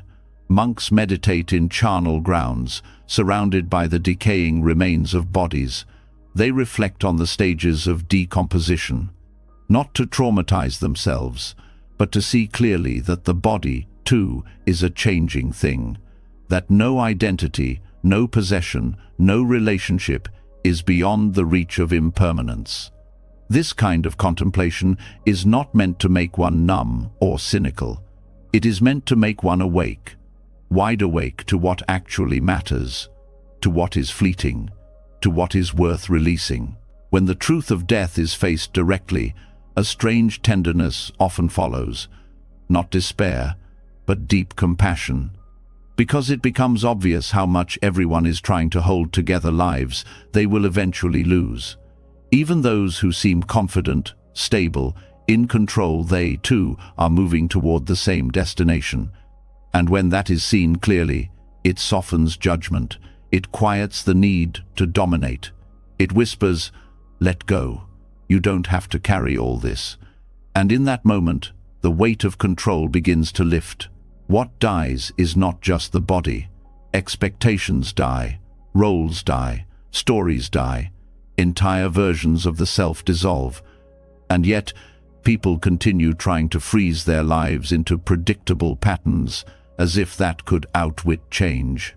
But control is not strength, it is resistance. And resistance is always broken by time. What endures is not the structure of life, but the depth of presence within it. The love given freely, the moments lived fully, the breath that was truly felt. These cannot be hoarded or preserved, but they leave traces that linger beyond memory. Death also exposes the false urgency of so many daily concerns. The rush to be right, the need to win an argument, the obsession with status. These all crumble when held against the reality of impermanence. What remains, often, is a desire to forgive, to simplify, to be kind. Not because these are morally superior, but because they're what makes sense when time is short. And time is always short, even for those who feel young, healthy, untouchable. No one knows how many breaths are left, but each one is a chance to loosen the grip. Letting go because of death is not resignation. It is alignment with what is already true. It is moving with the current rather than against it. It is saying, if this moment is all I have, I will meet it fully without needing to fix it. And from that place, priorities begin to shift. Holding grudges seems foolish. Postponing love feels reckless. Clinging to appearances loses its charm. What remains is presence, not performative presence, but the kind that is quiet, attentive, open. Even fear of death changes in this light. The fear is often not of dying itself, but of not having truly lived, of realizing too late that the most important moments were missed in the name of control. Buddhist practice does not promise immortality. It offers clarity. It says, you are dying, but while you live, wake up. Let go of what cannot stay. Meet what's here. That kind of presence doesn't resist death, it bows to it, and in doing so, discovers a richer way of living. Some people wait for death to teach them this. A diagnosis, a close loss, a sudden accident. But the teachings invite us to learn without waiting, to reflect now, to sit with the truth that life is not guaranteed, that breath is not owed, that tomorrow is not promised. And in that reflection, something opens a freedom not based on escape, but on surrender. Not apathy, but clarity. Not giving up, but giving in to what's real. Control loses its grip in the face of death, because control is built on the illusion of permanence. But when one stops trying to protect a life that will change anyway, energy is freed. The hands unclench. The heart becomes more generous. There is less to prove. And that gentleness begins to spread into every interaction, not because one became wiser, but because death reminded them what matters. In relationships, the awareness of death brings urgency to forgiveness. It invites truth where silence once lived. It encourages the words, I'm sorry, I love you, thank you, not as rituals, but as real offerings, because at some point, they will no longer be possible. Every encounter becomes a goodbye in disguise, not to create sadness, but to inspire sincerity. In goals, the awareness of death brings simplicity. It cuts through the noise of ambition and reminds us that achievement without presence is hollow, that being admired is not the same as being known. that being busy is not the same as being alive. When death becomes part of the inner conversation, the need to impress starts to fade. What remains is a hunger for authenticity, to live a life that feels honest, even if it looks small from the outside. In solitude, the awareness of death brings reverence. Each quiet moment becomes sacred, not because it is grand, but because it is finite. A cup of tea, a walk in the morning, the weight of a pet in the lap, none of it repeats the same way. And knowing this makes it luminous, not in a dramatic way, but in a gentle, heart-deep kind of way. This is not about glorifying death, it's about letting death clarify life, about letting it whisper, again and again, let go of what doesn't matter, let go of control, let go of delay. Because so many things are postponed in the name of some future stability. But that future never arrives in the way one hopes, and so life becomes a waiting room. The teachings of death open the door and say, "You're already in it. Live." Even practice itself can become a place of control, a checklist, a performance. But death asks, will this matter when the breath stops? That question is not to dismiss practice, but to deepen it, to remove the layers of striving, to bring it back to presence, to use it not as a ladder to enlightenment, but as a way to meet what's real. Buddhism teaches that everything conditioned will pass, not as a warning, but as a truth. This includes joy, pain, praise, blame, success, failure, the very identity one holds. And when that truth is not just understood, but felt, a great peace can arise. Not the peace of control, but the peace of not needing it. Letting go because time doesn't wait is not a threat. It's an invitation to love without holding back, to speak with honesty, to simplify the day, to rest in the body, to breathe deeply and mean it, to see beauty in what will end, to stop treating life like something to master and instead receive it as something to bow to. There is no schedule for this kind of letting go. It happens gradually, sometimes in waves, sometimes in moments of crisis, sometimes in the stillness of an ordinary day. But when it comes, it doesn't remove sorrow, it removes resistance to sorrow. It doesn't erase fear, it lets fear arise without needing to fix it. It doesn't promise eternal peace, it promises that even peace will change. And so life is lived, not in spite of death, but illuminated by it. The heart opens wider, the breath slows down, the hand releases what it once held too tightly. And in that softening, there is space for gratitude, for presence, for love that does not cling. Not because it is indifferent, but because it is awake to what passes, awake to what remains, awake to the gift of being here, now, even if just for a little while. And so, as the wisdom of death reminds us that holding on is not only futile but unnecessary, what remains is a silence so honest it doesn't need to be filled. It is in that silence that the next doorway opens.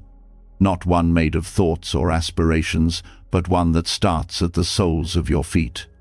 To walk, not to get somewhere, but simply to meet this moment, not to escape, but to be embraced by the ground itself. The wind doesn't ask where it's going. The stream doesn't question its flow. There is a kind of dignity in simply moving without urgency, in existing without needing to earn one's place in the world. Mindful walking is not just a slower way of getting around. It's a practice of intimate presence, a rebellion against the need for arrival, a reminder that everything already island, the ground beneath the foot is always new, always offering a chance to begin again. And yet the mind keeps insisting, like a passenger on a train with no stations, that it must be somewhere else by now. The habit of chasing outcomes is so deeply woven into the fabric of daily life that even simple movement becomes a race. The walk from one room to another becomes an errand. The stroll becomes a workout. The journey becomes a judgment of whether time was well spent. Walking meditation slices through this conditioning like sunlight through morning fog. It turns each step into an act of rebellion against the notion that life must be justified. When attention drops into the heels, the ankles, the shifting weight, the quiet roll of motion, suddenly, the body is not a vehicle, it becomes the temple. This kind of walking is not about posture or performance. It has no audience, no final destination. It is not meant to be productive, it is meant to be honest. Each footfall is a bow to the earth, not because one is subservient, but because one is awake. The ground does not need worship. It simply offers stability without complaint.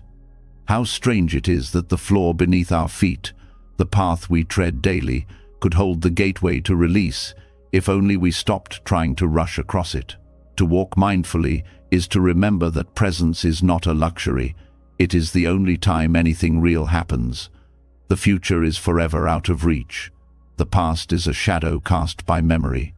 But the step being taken now, the shift of muscle and bone, the whisper of breath is the only living truth. There's nothing abstract about walking. It is the clearest expression of the body being here, alive, real. And yet it is so often done, half asleep. Try slowing down, not just to be slow, but to feel the difference between pushing and yielding. One step, then another. Not to cover ground, but to uncover it. The feet don't merely carry the body. They listen, they respond, they adjust to unevenness, soften into the curve of the earth. When movement is met with awareness, even the tiniest shifts become revelations. The way the toe meets the ground, the way the knee follows, the way the breath weaves into the rhythm. There is music in it all, but it can only be heard when the mind stops narrating and starts sensing. There is no need to walk in silence. Noise, like breath, like thought, is part of the landscape. A dog barking, a truck reversing, a child laughing. They don't have to be filtered out. They can be felt in the same way wind brushes the skin, not as intrusions, but as invitations. Each sound becomes part of the present symphony, and walking becomes the conductorless orchestra of awareness. There is no score, no tempo to maintain, only the gentle unfolding of one moment into the next. Many carry tension in their walk without realizing, the shoulders tight, the neck stiff, the jaw clenched, as if the walk must be purposeful to be worthwhile, as if relaxing into the body's natural rhythm is somehow wasteful.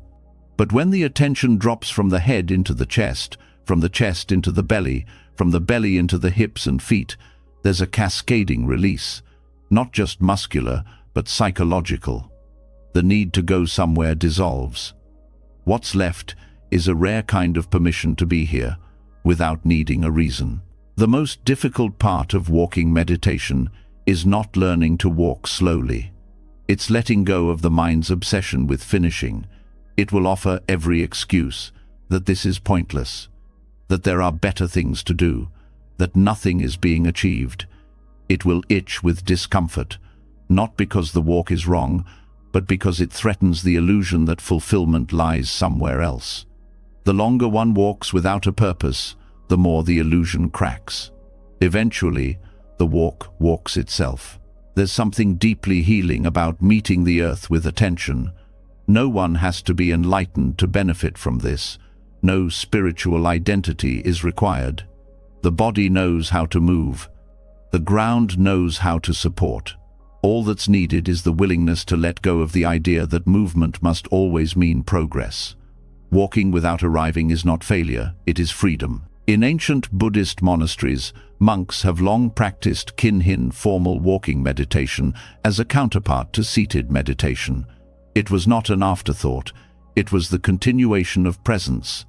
Between sittings, the monks would walk slowly in circles, each step deliberately paced with the breath. Not because they were fragile, but because they were cultivating strength, not the kind that conquers, but the kind that endures. What they discovered is still true. The mind cannot sprint when the body refuses to. When the body leads, the mind follows, whether it likes it or not. And in that reversal of authority, something sacred emerges. Thought no longer commands. It listens. It harmonizes with the body's pace. And just like that, control transforms into coordination. The inner chatter starts to fade, not because it is silenced by force, but because the body's truth rings louder. Modern life is allergic to slowness. The culture celebrates speed, optimization, productivity. To walk without hurrying is seen as laziness or luxury, but that's only because stillness is misunderstood. Walking meditation is not about moving less, it's about moving with clarity. And clarity does not arrive through hurry, it arrives through attention. There is no formula for how fast or slow one must go. The speed of presence is not measured in distance, it's measured in intimacy. How fully one feels the weight of the body, the contact with the floor, the texture of air against skin, the subtle rocking of the spine. This intimacy is not limited to monasteries. It belongs to anyone willing to return to their steps. A hallway can be a meditation path. So can a sidewalk, a grocery store aisle, a quiet garden, a rooftop, a driveway. The space does not sanctify the practice, the awareness does. And the gift of walking meditation is that it transforms the mundane into the sacred without needing permission. It does not ask the world to be quiet. It invites one to hear more clearly. There are moments when walking like this begins to feel like being walked, as if something larger than thought has taken over. Not possession, but participation. A belonging to something older than personality, deeper than memory. The rhythm of earth meeting foot, breath meeting sky, attention meeting motion. This is the rhythm of life beyond control.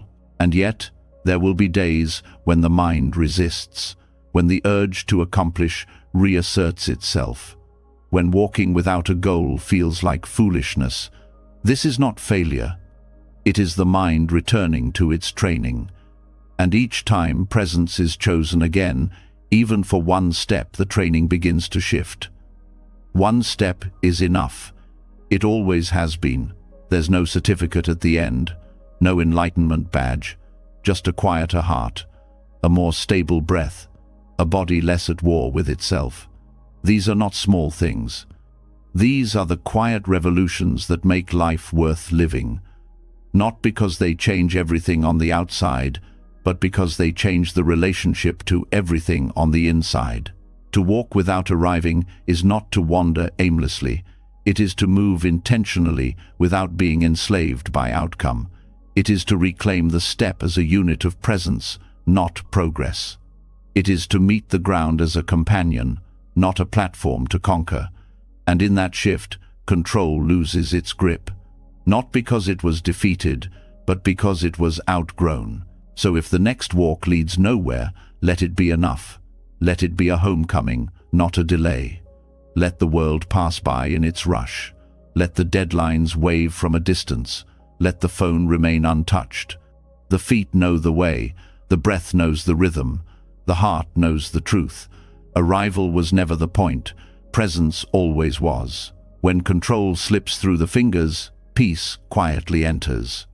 Every teaching in this journey, whether from the waves of samsara, the illusion of the five aggregates, or the simple act of walking without arriving, was a gentle reminder. Freedom begins where control ends. If something here spoke to your heart, leave a comment below. It may help someone else find their own release. And if you'd like more teachings like this while you rest, don't forget to subscribe. Let the letting go continue.